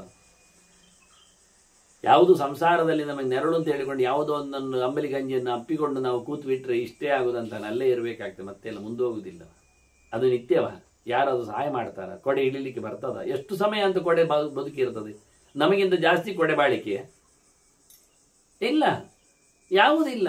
ಜೀವಕ್ಕೆ ಕೊಟ್ಟ ಈ ದೇಹವೇ ನಿತ್ಯ ಅಲ್ಲ, ಅದಕ್ಕೊಂದು ಲಿಮಿಟ್ ಇದೆ, ವ್ಯವಸ್ಥೆ ಇದೆ. ಆನಂತರ ಅದನ್ನು ಬಿಡಲಿಕ್ಕಿದೆ, ಮತ್ತೊಂದು ಹಿಡಿಲಿಕ್ಕಿದೆ. ಜೀವ ಸಾಧನೆಗಾಗಿ ಮನೆ ಬದಲಿಸುವಂತೆ, ಬಟ್ಟೆ ಬದಲಿಸುವಂತೆ, ಮಾರ್ಗ ಬದಲಿಸುವಂತೆ ದೇಹವನ್ನು ಬದಲಿಸಬೇಕು. ಚಿಂತನೆಯನ್ನು ಹಾಗೆ ಮುಂದುವರಿಸಿಕೊಂಡು ಭಗವಂತನಡೆಗೆ ಸಾಗಿಸಬೇಕು. ಪರಮೋಚ್ಚವಾದ ಧ್ಯೇಯ ಪಡಿಲೇಬೇಕು. ಹಾಗೆ ಗುಣಾನೇವ ತಥಾ ಚಿಂತ್ಯ ಸಂತ್ಯೇತೆ ಚ ವಿದುರ್ಬುಧ. ಲೋಕದಲ್ಲಿ ಒಳ್ಳೆಯದನ್ನೇ ಆಲೋಚನೆ ಮಾಡ್ತದರ ಬೆನ್ನ ಹಿಂದೆ ಹಾರಿದವನಿಗೆ ಒಳ್ಳೆ ಬುದ್ಧಿ ಬರ್ತದೆ, ಒಳ್ಳೆ ಎತ್ತರತನವನ್ನು ಪಡೀಲಿಕ್ಕೆ ಅನುಕೂಲ ಆಗ್ತದೆ. ವಾಸ್ತವವಾದ ಸಂಗತಿ ಇದು ಅಂತ. ಎಷ್ಟು ಅಧರ್ಮಂ ಚರೇತ್ ಲೋಭಾತ್ ಕಾಮಕ್ರೋಧವು ಅನುಪ್ಲವನ್, ಬಯಕೆಗೆ ಜೋತು ಬಿದ್ದು ಸಿಟ್ಟನ್ನು ಗಟ್ಟಿ ಮಾಡಿಕೊಂಡು ಯಾವತ್ತು ನೋಡಿದ್ರು ತಪ್ಪನ್ನೇ ತಪ್ಪಿಯೂ ಒಪ್ಪಿಯೂ ಮಾಡಿಕೊಳ್ಳುತ್ತಾ ಓಡಿಕೊಂಡು ಹೋದರೆ ಅವನು ಖಂಡಿತವಾಗಿ ಉದ್ಧಾರ ಆಗುವುದಿಲ್ಲ. ಧರ್ಮ್ಯಂ ಪಂಥಾನಂ ಉತ್ಕ್ರಮ್ಯ ಸಾನುಬಂಧ ವಿನಶ್ಯತಿ. ಅವನು ಧರ್ಮ ಮಾರ್ಗವನ್ನು ಬಿಟ್ಟದ್ದರ ಪರಿಣಾಮವಾಗಿ ಅವನು ಜತೆಗಾರರ ಜತೆಯಲ್ಲಿ, ಬಂಧು ಸಮೂಹಗಳ ಒಡನೆ, ತಾನು ಇಷ್ಟಪಟ್ಟುಕೊಂಡು ಮಾಡಿಕೊಂಡು ಬಂದಿದ್ದ ಗಂಟು ಮೂಟೆಗಳ ಜತೆಯಲ್ಲಿ ಕಂಪ್ಲೀಟ್ ಮುಳುಗಿ ಹೋಗ್ತಾನೆ, ಎಲ್ಲವನ್ನು ಕಳ್ಕೊಳ್ಳುತ್ತೆ. ಅದು ಅಧರ್ಮ ಮಾರ್ಗದಲ್ಲಿ ಸಂಪಾದನೆ ಮಾಡಿಕೊಂಡದ್ದು, ಬೈಕೆ ಭೋಗಗಳಲ್ಲಿ ನೆಲೆಗೊಂಡದ್ದು, ಕೋಪ ತಾಪಗಳಿಂದ ಉಂಟು ಮಾಡಿದ್ದೆಲ್ಲ ಒಂದೇ ನಮೂನೆ ಅಧರ್ಮದ ಪ್ರವೃತ್ತಿಯಲ್ಲಿ ಆಗಿದ್ದರೆ ಅದು ಸಂಪೂರ್ಣ ಇವನನ್ನು ಮುಳುಗಿಸಿ ಆಗ್ತದೆ. ಅಚಲಂ ಜ್ಞಾನಮ ಪ್ರಾಪ್ಯ ಚಲಚಿತ್ತ ಚಲಾನಿಯಾತ್. ಶುದ್ಧವಾದ ಭಗವಂತನ ಎಚ್ಚರವನ್ನು ಪಡೆಯದೇ ಹೋದಲ್ಲಿ ಈ ವೇಗ ಆಗಿರುವ, ಹೆಚ್ಚು ಕಡಿಮೆ ಆಗಿರುವ, ಕನ್ಫ್ಯೂಸ್ ಆಗಿರುವ, ದ್ವಂದ್ವವನ್ನು ತುಂಬಿಕೊಂಡಿರತಕ್ಕಂತಹ ಸುಳ್ಳು ಕಂತೆಗಳ ಚಿಂತನೆಯಲ್ಲಿ ನೆಲೆಗೊಂಡವನು ಚಿತ್ತ ಚಾಪಲದಿಂದ, ಚಂಚಲ ಮನಸ್ಸಿನಿಂದಾಗಿ ತಪ್ಪಾದ ಅಚಲವಲ್ಲದ ಜ್ಞಾನ ಇರುವುದರಿಂದ ಚಲವಾದ್ದೇ ಲೋಕಗಳನ್ನು ಪಡಿತಾನೆ, ಚಂಚಲವಾದ ಲೋಕಗಳನ್ನು ಪಡಿತಾನೆ, ಮತ್ತೆ ಹುಟ್ಟಿ ಬರತಕ್ಕಂಥ ತಾಣಗಳಿಗೆ ಬರ್ತಾನೆ, ಶಾಶ್ವತವಾದ ಭಗವಂತನಿಗೆ ಹೋಗುವುದಿಲ್ಲ. ಶಬ್ದಾದೀನ್ ವಿಷಯಾನ್ನ ತಸ್ಮಾತ್ ನ ಸಂರಾಗಾತ್ ಉಪಪ್ರವೀತ್. ಅದರಿಂದ ವಿಷಯಗಳ ಭೋಗ ಅದು ನಡೆಸದೆ ಬದುಕಲಿಕ್ಕೆ ಆಗುವುದಿಲ್ಲ. ಕಣ್ಣು ಇದೆ, ಕಿವಿ ಇದೆ, ಬಾಯಿ ಇದೆ, ಮತ್ತೊಂದಿದೆ, ಇನ್ನೊಂದಿದೆ, ಇಂದ್ರಿಯಗಳಿಗೆ ಲೋಕವನ್ನು ಸಮರ್ಪಿಸಬೇಕಂದಾಗ ಅದನ್ನು ಭಾರಿ ಆಸೆಯಿಂದ ನುಂಗ್ಲಿಕ್ಕೆ ಹೋಗಬೇಡ. ಇನ್ನಷ್ಟು ಸಿಗಲಿ ಅಂತ ಬಾಯಿ ತೆರೆದು ಹಪಾಪಿಸಬೇಡ. ವಿಷಯಗಳೆಡೆಗೆ ಆದಷ್ಟು ಯಥೋ ನಿವರ್ತೇತ ವಿಮುಚ್ಯೇತ ತತಸ್ತತ ಅಂದು ಬಿಟ್ಟು ದೂಡಿ ಆದಷ್ಟು ಕಡಿಮೆ ಮಟ್ಟದಲ್ಲಿ ಬದುಕಿನ ಮಾರ್ಗಗಳು, ಸೂತ್ರಗಳು ಇವೆ ಅಂತ ನೀವು ಬಹಳ ಚೆನ್ನಾಗಿ. ವಿಷಯಗಳು ಇವೆ ಅಂತ ಹೇಳಿಕೊಂಡು ನಾವು ಅದನ್ನು ಅನುಭವಿಸ್ಲಿಕ್ಕೆ ಹೋದರೆ ಮನುಷ್ಯ ಎಂದೂ ವಿಷಯಗಳನ್ನು ಮುಗಿಸ್ಲಿಲ್ಲ, ಅವನೇ ಮುಗಿದಿದ್ದಾನೆ. ಆಸೆ ಬೆಟ್ಟದಷ್ಟು ಮೇಲೆ ಇದೆ, ಇವನ ಅಡ್ಡಿಯಲ್ಲಿ ಅಪ್ಪಚ್ಚಿಯಾಗಿ ಹೋಗಿದ್ದಾನೆ. ಅದು ಮುಗಿಯುವುದಿಲ್ಲ. ಇವನ ವಯಸ್ಸು ಮುಗಿತದೆ, ವಿಷಯಗಳು ಗೋಪುರಗಟ್ಟಲೆ ಕೂತ್ಕೊಳ್ತದೆ. ಯಾತಿ ಹಾಗೆ ಹೇಳಿದ್ದಲ್ಲ, ತಿಂದು ಸಾಕಾಗಿ ಇನ್ನೊಬ್ಬರ ಯೌವನವನ್ನು ಪಡೆದು ನೋಡಿ ಕೊನೆಗೂ ಆಗಲಿಲ್ಲ ಅವನಿಗೆ ಹೇಳ್ತಾನೆ. ಇಡೀ ಲೋಕವನ್ನು ಕಬಡಿಸಲಿಕ್ಕೆ ಆಗುವುದಿಲ್ಲ. ಕ್ರೋಧ ಹರ್ಷ ವಿಷಾದಶ್ಚ ಜಾಯಂತೆ ಹಿ ಪರಸ್ಪರಾತ್. ಮತ್ತೆ ನೋಡಿದಾಗ, ಮತ್ತೊಂದಾದಾಗ ಜಿದ್ದು ಬರ್ತದೆ, ಇನ್ನೊಬ್ಬರ ಮೇಲೆ ಸಿಟ್ಟು ಬರ್ತದೆ, ಅವನ ವೈಭವ ನೋಡುವಾಗ ಅದರ ಮೇಲೆ ಹಾತೊರಿಬೇಕು ಅನಿಸ್ತದೆ, ಒಟ್ಟಾರೆ ಗಮ್ಮತ್ತು ಮಾಡುವ ಅನಿಸ್ತದೆ. ಗಮ್ಮತ್ತಿನಲ್ಲಿ ಮತ್ತಷ್ಟು ವಿಷಾದ, ಸ್ಯಾಡ್ನೆಸ್ ಬರ್ತದೆ. ಏನಿಲ್ಲ. ದ್ವಂದ್ವಾನ್ ಯಥೈವಾದೀನಿ ವಿಜಯಚ್ಚೈವ ಸರ್ವೈತ. ಆದ್ರಿಂದ ಎಲ್ಲ ದ್ವಂದ್ವಗಳನ್ನು ಒಬ್ಬ ಬುದ್ಧಿಮಂತನಾಗಿದ್ದುಕೊಂಡು ಗೆಲ್ಲಬೇಕು, ಅದನ್ನು ದಾಟಬೇಕು, ಅದನ್ನು ಬದಿಗೆ ಹಾಕಬೇಕು. ಹಾಗೆ ಮಾತ್ರ ಬದುಕ್ತಾನೆ. ಪಂಚಭೂತಾತ್ಮಕೆ ದೇಹೇ ಸತ್ವ ರಾಜಸ ತಾಮಸೆ. ಈ ದೇಹ ಅಂದ ತಕ್ಷಣ ಗುಣತ್ರಯದ ಮುದ್ದೆ, ಪಂಚಭೂತಗಳ ಸಮಷ್ಟಿ. ಇಲ್ಲಿ ಏನಿದ್ದರೂ ಸಹ ಯಾರನ್ನು ಏನು ಹೊಗಳುವುದು, ನನ್ನ ಕಣ್ಣು ಚೆನ್ನಾಗಿದೆ ಹೇಳೋದ ಕರ್ಮ, ಅದಕ್ಕೂ ನೋವು ಬರ್ತದೆ. ಇಲ್ಲಿ ಮಣ್ಣಿನ ದೇಹ, ಇದು ಮಣ್ಣು ಗಟ್ಟಿ ಉಂಟು, ಎಲ್ಲಿ ಮಣ್ಣು ಮೆತ್ತಿದ್ದರ ಮನೆ ಕತೆ ಅಲ್ವಾ ಅಂತ ಹೇಳ್ತಾನೆ ಮುಂದಕ್ಕೆ. ಎಲ್ಲಿ ಇದೆ? ಆದ್ರಿಂದ ಎಲ್ಲವೂ ಶಿಥಿಲಗೊಳ್ಳುವ, ಮುರಿದು ಹೋಗುವ, ಅಶಾಶ್ವತವಾದ ಸೊತ್ತುಗಳ ಜೊತೆಯಲ್ಲಿ ಗೂಡು ಕಟ್ಟಿದೆ ಈ ದೇಹ. ಇದರಲ್ಲಿ 3 ಗುಣಗಳು ನಿಂತಿವೆ ಮಿಶ್ರಗೊಂಡು. ಆದ್ದರಿಂದ ಏನು ಅಂತ ಹೊಗಳುವುದು? ಕಮವಿಷ್ಟುವತೆ ಚಾಯಂ ಕಂವಾಕ್ರೋಶತಿ. ಏನನ್ನು ಅಂತ ಬೈಯುವುದು, ಯಾರಿಗೋಸ್ಕರ ಕೂಗುವುದು? ಕಿಂವದನ್, ಏನು ಹೇಳುವ, ಏನು ಕಮೆಂಟ್ಸ್, ಏನಿಲ್ಲ. ಯಾರಿಗೇನು ಹೇಳೋದು? ನಮ್ಮ ಈ ದುರ್ಬಲವಾದ, ಅಸ್ಥಿರವಾದ, ಸರಿಕಟ್ಟಿಲ್ಲದ ಈ ದೇಹವನ್ನು ಹೊತ್ತುಕೊಂಡು ನಾವು ಏನು ಅಂತ ಹೊಗಳುವುದು, ತೆಗಳುವುದು, ಗಮ್ಮತ್ತು ಮಾಡುವುದು? ಸ್ಪರ್ಶ ರೂಪ ರಸಾದ್ಯೇಶು ಸಂಗಮ್ ಗಚ್ಚಂತಿ ಬಾಲಿಶ. ಈ ಗಮ್ಮತ್ತು ಮಾಡೋದು ಯಾರು ಕೇಳಿದರೆ ಬುದ್ಧಿ ನೆಟ್ಟಗಿಲ್ಲದವರು. ಮಕ್ಕಳಿಗೆ ಚೂರಿಯು ಒಂದೇ, ಅದರ ಪಕ್ಕದಲ್ಲಿ ಇರತಕ್ಕಂತಹ ಪೆನ್ನು ಒಂದೇ, ಗೊತ್ತಾಗುವುದಿಲ್ಲ. 2ರಲ್ಲಿ ಮೈಕೈಗಳನ್ನು ಗಾಯ ಮಾಡಿಕೊಳ್ಳುತ್ತಾರೆ, ಹೊಡ್ಕೊಳ್ಳುತ್ತಾರೆ. ಅವರುಗಳಿಗೇನು ಅರ್ಥ ಆಗ? ಹಾಗೆ ಪ್ರಪಂಚದ ಈ ವಸ್ತುಗಳನ್ನು ನೋಡಿದಾಗ ಜನರಿಗೆ ಅದರ ಎತ್ತರತನ ಗೊತ್ತಿಲ್ಲ, ಹುಡುಕುವುದು ಹೇಗೆ ಅಂದಾಜಿಲ್ಲ. ಬಾಲಿಶವಾದಂತಹ ಫುಲಿಶ್ ಅಂತೇವೆ ನಾವು, ಚೈಲ್ಡಿಶ್ ಅಂತೇವೆ. ಆ ರೀತಿಯಾದಂಥ ಆಯ್ಕೆಗಳಿಂದ ಹಾಳಾಗ್ತಾ ನಾವು ವಾಸ್ತವವಾಗಿ. ನಾವಗಚ್ಚಂತಿ ವಿಜ್ಞಾನಾತ್ ಆತ್ಮಜಂ ಪಾರ್ಥಿವಂ ಗುಣ. ಅವ ಈ ದೇಹವನ್ನು ಗಮನಿಸ್ತಾನೆ, ಅವನಿಗೆ ಚೆನ್ನಾಗಿ ಅರಿವು ಇಲ್ಲ. ಈ ದೇಹ ಸಿಕ್ಕಿದ್ದು ಈ ಜೀವನಿಗೆ ಎನ್ನುವುದು ಏನು ಕೇಳಿದರೆ ಒಂದು ಮಣ್ಣಿನ ಗೂಡಲ್ವಾ, ಒಂದು ಮನೆಗೆ, ಮಣ್ಣಿನ ಮನೆಗೆ ಮಣ್ಣು ಮೆತ್ತಿಸಿ ಮೆತ್ತಿಸಿ ಬತ್ತಿಸಿ ಮೆತ್ತಿಸಿ ಗಟ್ಟಿ ಮಾಡೋದು ಅಷ್ಟೇ ಅಲ್ವಾ. ಈ ದೇಹವನ್ನು ಮಣ್ಣು ತುಂಬಿಸಿ ತುಂಬಿಸಿ ತುಂಬಿಸಿ ಗಟ್ಟಿ ಮಾಡಿದ್ದು. ಮಣ್ಣು ಅಂದರೆ ಅನ್ನ ನೀರು, ಅನ್ನ ನೀರು ತುಂಬಿಸಿದ್ದು. ಅನ್ನ ನೀರು ದೊಡ್ಡ ಸಂಗತಿ ಅಲ್ಲ. ಹೇಳ್ತಾನೆ ಎಂದದು ತಿಂತಾನೆ, ತಿನ್ನುವುದು ಹೇಗೆ ಎನ್ನುವುದನ್ನು ಟ್ರೇಸ್ ಮಾಡಿದ್ದಾರೆ ಇಲ್ಲಿ. ಆವತ್ತೆ ತಿನ್ನಲಿಕ್ಕೆ ಬರ್ತದೆ ಇದು ಅಂತ. ಮಧು, ಜೇನುತುಪ್ಪ ತಿನ್ನಲಿಕ್ಕೆ ಉಂಟು ಅಂತ ಹೇಳಿದ್ದಾನೆ ನೋಡಿ. ಹೇಗೆ ಸಂಗ್ರಹ, ಏನು ಚಿಂತನೆ ನೋಡಿ ಎಷ್ಟರ ಮಟ್ಟಿಗೆ ಅಂತ. ಯಾರು ಹಾಕಿದ್ದು? ತೈಲಂ, ಬೀಜದಿಂದ ಎಣ್ಣೆ ತೆಗೆದು ಅದರಿಂದ ತಿನ್ನಲಿಕ್ಕೆ ಬರ್ತದೆ ಎಂದು ಮಾಡಿದ್ದಾನೆ. ಪಯಃ, ಹಾಲು ಕುಡಿಲಿಕ್ಕೆ ಆಗ್ತದೆ ಅಂತ ದನದ ಹಾಲನ್ನು ಉಪಯೋಗಿಸಿ ಅದನ್ನು ಮತ್ತೆ ತುಪ್ಪ ಮಾಡಬಹುದು. ಒಂದು ಸರ್ಪಿಹಿ, ಅದರೊಟ್ಟಿಗೆ ಮಾಂಸಾನಿ, ಕೊನೆಗೆ ಲವಣಂ ನೋಡಿ ಉಪ್ಪು ತಿನ್ನಲಿಕ್ಕೆ ಆಗುತ್ತೆ ಅಂತ. ಗುಡ, ಇಕ್ಷು ದಂಡವನ್ನು ಅರೆದು ತೆಗೆದು ಅಲೆಮನೆಯಲ್ಲಿ ಮಾಡಿ ಮನುಷ್ಯ ಮಾಡಬಾರದು. ಜ್ಞಾನಿಯಾದವ ತಿಳಿದವ ಮಾಡಲಿಕ್ಕಿಲ್ಲ. ಬ್ರಾಹ್ಮಣನಿಗೆ ಹೇಳಿಸಿದ ಕೆಲಸ ಅಲ್ಲದು ತೈಲಯಂತ್ರ. ಯಾಕೆಂದರೆ ತೈಲಯಂತ್ರದಲ್ಲಿ ಹಾಕುವಾಗ ಹಾವು ಹರಣೆಗಳೆಲ್ಲ ಹೋಗ್ತವೆ, ಕೆಲವೊಮ್ಮೆ ಹಿಂಸೆ ಆಗ್ತದೆ ಅಂತ. ಅದು ಅವ್ರು ಮಾಡುವರು. ಕೃಷಿ ಗೋರಕ್ಷೆ ಮಾಡಿದ್ದಾರೆ ಅವರಿಗೆ, ನಮಗಲ್ಲ ಅದು. ಹಾಗೊಂದೊಮ್ಮೆ ಅವನು ಇಕ್ಷು ದಂಡವನ್ನು ಅವನು ಮುರಿದರೆ, ಮಿಷಿನಲ್ಲಿ ಹಾಕಿ ಅರೆದರೆ ಅವನು ಬ್ರಹ್ಮಹತ್ಯೆ ಮಾಡಿದ ಪಾಪ ಬರ್ತದೆ ಅಂತಾರೆ. ಹಾಗೆ ಇಕ್ಷು ರಸ ಬ್ರಹ್ಮನ ಆಧಿಪತ್ಯದಲ್ಲಿ ಕೂತಿದೆ ಅಂತ ಅಷ್ಟು ಬೆಲೆಯನ್ನು ಕೊಟ್ಟಿದ್ದಾರೆ. ಆದರೆ ತಿನ್ನುವ ಕಥೆ ಗೊತ್ತುಂಟು ಅವರಿಗೆ, ಗುಡವಾಗಿಸಿಕೊಂಡು.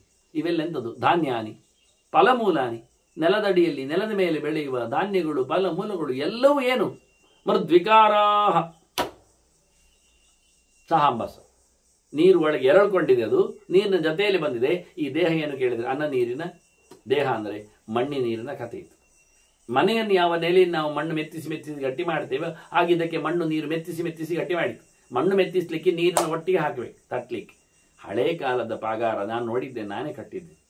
ಆಗಿರುವಾಗ ಎಳೆವಲ್ಲಿದ್ದಾಗ ಅಪ್ಪನ ಮನೆಯಲ್ಲಿ ಮಣ್ಣು ನೀರನ್ನು ಕಲಸಿ ಗಟ್ಟಿ ಮಾಡಿ ಹದ ಮಾಡಿ ಗುಟ್ಟಿ ಪಾಗಾರ ಇಡುವುದು, ಗೋಡೆ ಕಟ್ಟುವುದು. ಗೋಡೆಯೂ ಪಾಗಾರು ಎರಡೂ ಕಟ್ಟಿದ್ದನ್ನು ನಾನು ಕಂಡಿದ್ದೇನೆ, ಕಳೆದು ಬಿದ್ದದ್ದು ನೋಡಿದ್ದೆ. ಅದೇ ರೀತಿ ದೇಹ, ಅನ್ನ ನೀರಿನ ದೇಹ ಅಂದರೆ ನೀರು ಕಲಸಿ ಮಣ್ಣನ್ನು ಹಾಕಿ ತುಂಬಿಸಿದ್ದಾರೆ. ನೀವು ಜೇನುತುಪ್ಪ ತಿನ್ನಿ, ಹಾಲು ತಿನ್ನಿ, ತುಪ್ಪ ತಿನ್ನಿ, ಏನು ಬೇಕಾದ್ರೆ ತಿಂದುಕೊಳ್ಳಿ, ಎಲ್ಲವೂ ಮಣ್ಣಿನ ಮಯ. ಇದು ದೇಹ ಗಟ್ಟಿ ಮಾಡುವ ಕಥೆ ಅಂತ. ಆದ್ದರಿಂದ ಕಾಡಿಗೆ ಹೋದವನ ಕತೆ. ಯಥಾ ಕಾಂತಾರ ಮಾತಿಷ್ಟನ್ ಔತ್ಸುಕ್ಯಂ ಸಮ ಅನುವ್ರಜೇತ್. ಕಾಡಿಗೆ ಹೋದುಕೊಂಡು ಒಳ್ಳೆಯದ್ದರೆಡೆಗೆ ಹಾರಲಿಕ್ಕೆ ನೋಡಬೇಕು. ಸಂಪೂರ್ಣನಾದ ಭಗವಂತನೆಡೆಗೆ ಚಿಂತನೆಯನ್ನು ನಡೆಸಬೇಕು ಅವನು. ಹಾಗಾಗಿ ಎಲ್ಲಿಯಾದರೂ ಆಯಾಸ ಆಯಿತು ಅಂದರೆ ಶ್ರಮಾದ ಆಹಾರ ಮಾದದ್ಯಾತ್ ಅಸಾಧ್ವಪಿಹಿ ಯಾಪನಂ. ದೇಹವನ್ನು ಕಳೀಲಿಕ್ಕೋಸ್ಕರ ಸಿಕ್ಕಿದ್ದನ್ನು ತಿಂದು ಸಂತೋಷ ಪಡಬೇಕು ಅವನು. ಕಾಡಿನಲ್ಲಿ ತಪಸ್ಸಿಗೆ ಹೋಗಿ ಕೂತವ ಅಲ್ಲಿ ಎಲ್ಲ ಪೆತ್ತ ತಗೊಂಡು ಹೋಗುವುದು, ದನ ಕಟ್ಟುವುದು, ಕೊನೆಗೆ ಅಡಿಗೆಯವರನ್ನು ಇಟ್ಟುಕೊಳ್ಳುವುದು, ಅದಕ್ಕೆ ಬೇಕಾದದ್ದು ಬೇಕಿಂಗ್ ಮತ್ತೊಂದು ಇನ್ನೊಂದು ತಂದು ಹಾಕುವುದು, ಅದೆಲ್ಲ ಮಾಡಿದರೆ ಕಾಡು ಕತೆ ಅಂತ. ಕಾಡಿನಲ್ಲಿ ಕೂತವನು ಬೇಡದಿದ್ದದ್ದನ್ನಾದರೂ ತಿಂದು ರುಚಿ ಆಗ್ತದೆ ಹೇಳಿಕೊಂಡು ದೇವರೆಡೆಗೆ ಸಾಗಲಿಕ್ಕೆ ತನ್ನನ್ನು ಎಲ್ಲವನ್ನು ಬ್ಲಾಕ್ ಮಾಡಿಕೊಂಡು ಸಿದ್ಧವಾಗಿಸಬೇಕು. ಹಾಗೆಯೇ ತದ್ವತ್ ಸಂಸಾರ ಕಾಂತಾರ. ಈ ಸಂಸಾರ ಒಂದು ಕಾಂತಾರ, ಇದು ಒಂದು ಸುಖದ ಕಡೆಯ ಕಡೆ. ಕಾಂತಾರ ಅಂದರೆ ಕಾಂದ್ರೆ ಸುಖ, ಅದರ ಅಂತ ಅಂದ್ರೆ ಕೊನೆ ಸುಖದ ಕಡೆಯಲ್ಲಿ ಕುಣಿಯುವುದು, ಆ ನಮೂನೆ ಇರಬೇಕು ಅಂತ. ಅತ್ಯಂತ ಎತ್ತರದ ಸುಖದ ಸುಪ್ಪತ್ತಿಗೆಯನ್ನು ಪಡಿಬೇಕಾದ್ರೆ ಈ ಸಂಸಾರದ ಕಾಡಿನಲ್ಲಿ ಅವ ಸಿಕ್ಕಿದ್ದಂತೆ ತಿನ್ನಬೇಕು. ಆತಿಷ್ಟನ್ ಶ್ರಮ ತತ್ವರಃ, ಆಯಾಸ ಆಗ್ತದೆ. ಯಾತ್ರಾರ್ಥಂ ಅದ್ಯಾದ್ ಆಹಾರಂ, ಶರೀರ ಹೋಗ್ಲಿಕ್ಕೋಸ್ಕರ ಇರ್ಲಿಕ್ಕೋಸ್ಕರ ತಿನ್ನಬೇಕಷ್ಟೆ, ಮತ್ತೇನದು ಅದರ ಆಚೆಗಲ್ಲ. ಬ್ರಾಹ್ಮಣಸ್ಯ ದೇಹೋಯಂ ಕ್ಷುದ್ರಕಾಮಾಯ ನೇಷಿತೆ ಕೃಚ್ಛ್ರಾಯ ತಪಸೇಚೇಹ ಪ್ರತ್ಯ ಅನಂತ ಸುಖಾಯ ಚಂದ. ತಿಂದು ಕುಡಿದು ಗಟ್ಟಿಯಾಗಿ ಕುಣಿಲಿಕ್ಕೆ ಬಂದದ್ದಲ್ಲ, ಇಲ್ಲಿ ಹೊರಡಲಿಕ್ಕೆ ಬಂದದ್ದು. ಆದ್ದರಿಂದ ಶರೀರ ಮಾಧ್ಯಂಕಲ ಧರ್ಮ ಸಾಧನ ಕೆಲಸ ಮಾಡಲಿಕ್ಕೆ ತಿನ್ನಬೇಕು, ಅಷ್ಟೇ ತಿನ್ನಬೇಕು, ಅಂಥದ್ದೇ ತಿನ್ನಬೇಕು. ಅದರಾಗಿ ಹೇಗೆ ಕೇಳಿದೆ, ವ್ಯಾಧಿತೋ ಭೇಷಜಂ ಯಥ ಅಂತ. ರೋಗಿಗೆ ಮದ್ದು ಹೇಗೆ ಆಗ್ತದೆ ಇಷ್ಟ ಉಂಟಾ? ಇಲ್ಲ. ತಿನ್ನದೆ ಉಪಾಯ ಅಷ್ಟೆ. ಇಲ್ಲಿ ಬದುಕಲಿಕ್ಕೆ ಮದ್ದು ತಿಂದ ಹಾಗೆ ಎಂಥದಾದರೂ ತಿನ್ನಬೇಕು, ರುಚಿಯನ್ನು ಮಾಡುವ ಗಲ್ಲಾಟೆಗೆ ಹೋಗಬಾರದು, ಮುಂದುವರಿಬೇಕು. ಇದು ನಿಜವಾದ ಕಥೆ ಅಂತಾನೆ, ವಾಸ್ತವವಾದ ವ್ಯವಸ್ಥೆ ಇದು. ಹಾಗಾಗಿ ಒಳ್ಳೆಯ ದಾರಿಯಲ್ಲಿ ಬದುಕಬೇಕಾದ್ದು ಮನುಷ್ಯನ ಕಥೆ ಅನ್ನೋ ನೆಲೆಯಲ್ಲಿ ಬಹಳ ಸುಂದರವಾಗಿ ಹೀಗೆ ನಾವು ರಕ್ಷಣೆ ಶ್ವಾಪದೈಹಿ ಮಾರ್ಗಾತ್ ಇತಿ ಚಾರಂ ಕರೋತಿ ಚೇತ್. ಆಹಾರದ ರಕ್ಷಣೆಗಾಗಿ ನಾವು ನಾಯಿಯೆಲ್ಲ ಮುಟ್ಟುವಾರದೆ ಹೇಳಿಕೊಂಡು ಒಬ್ಬ ನೋಡುಗನನ್ನು ಇಡುತ್ತೇವೆ, ಕೆಲಸದವನನ್ನು ಇಡುತ್ತೇವೆ. ಹಾಗೆ ನಮಗೆ ದೇವರು ಇಲ್ಲಿ ಮಾಡಿಕೊಟ್ಟಿದ್ದಾನೆ. ಏವಂ ಸಂಸಾರ್ಗ ಮಾರ್ಗೇಣ ಯಾತ್ರಾರ್ಥಂ ವಿಷಯಾಣಿಚ. ಇಲ್ಲಿ ದೇಹ ಯಾತ್ರೆಗೋಸ್ಕರ ವಿಷಯಗಳನ್ನು ದೇವರಿಟ್ಟದ್ದು. ಅದರಲ್ಲೇ ಗಮ್ಮತ್ತು ಮಾಡೋದಲ್ಲ, ದೇವರು ಮಾಡಿಕೊಟ್ಟಿದ್ದಾನೆ, ನೋಡಿಕೊಳ್ಬೇಕು. ಆದ್ರನ್ನ ನಗಚ್ಚೇತ್. ವಾಸ್ತವವಾಗಿ ಇಲ್ಲಿ ಭೋಗ ವಿಜ್ಞಾನ ಗಮ್ಮತ್ತು ಮಾಡಲಿಕ್ಕೆ ಅಂತ ಇಲ್ಲಿ ಬರಬಾರದು.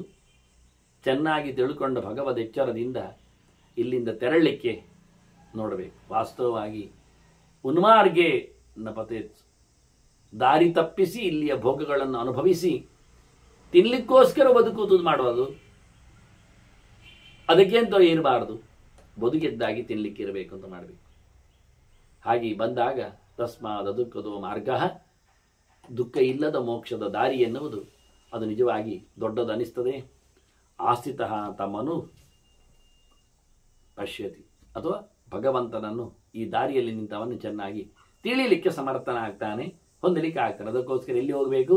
ತಸ್ಮಾತ್ ಪರತರಂ ವನಂ, ಕಾಡು ಬೆಟರ್ ಅಂತಾನೆ. ಊರಿನಲ್ಲಿ ವಿಷಯಗಳು ನಮ್ಮನ್ನು ದಾರಿ ತಪ್ಪಿಸ್ತಾವೆ, ಅಲ್ಲಿ ಸಿಗುವುದಿಲ್ಲ, ಸಿಕ್ಕಿದ್ದನ್ನೇ ಸಂತೋಷದಲ್ಲಿ ತಿನ್ನಬೇಕಾಗ್ತದೆ, ತಿನ್ನುವ ಮೂಲಕ ಇರಬೇಕಾಗ್ತದೆ, ಇರುವ ಮೂಲಕ ಹೋಗ್ಲಿಕ್ಕಾಗ್ತದೆ. ಹೀಗಾಗಿ ಬಹಳ ಚಂದವಾದ ಕೆಲವು ಇನ್ನೂ ಅನೇಕ ಆಯಾಮಗಳಲ್ಲಿ ಮಾತುಗಳನ್ನು ಗುರುಗಳು ಹೇಳುತ್ತಾರೆ. ಅದನ್ನು ಮತ್ತೆ ಕೇಳುವ ವಂದನೆಗಳೊಂದಿಗೆ ಶ್ರೀಕೃಷ್ಣ.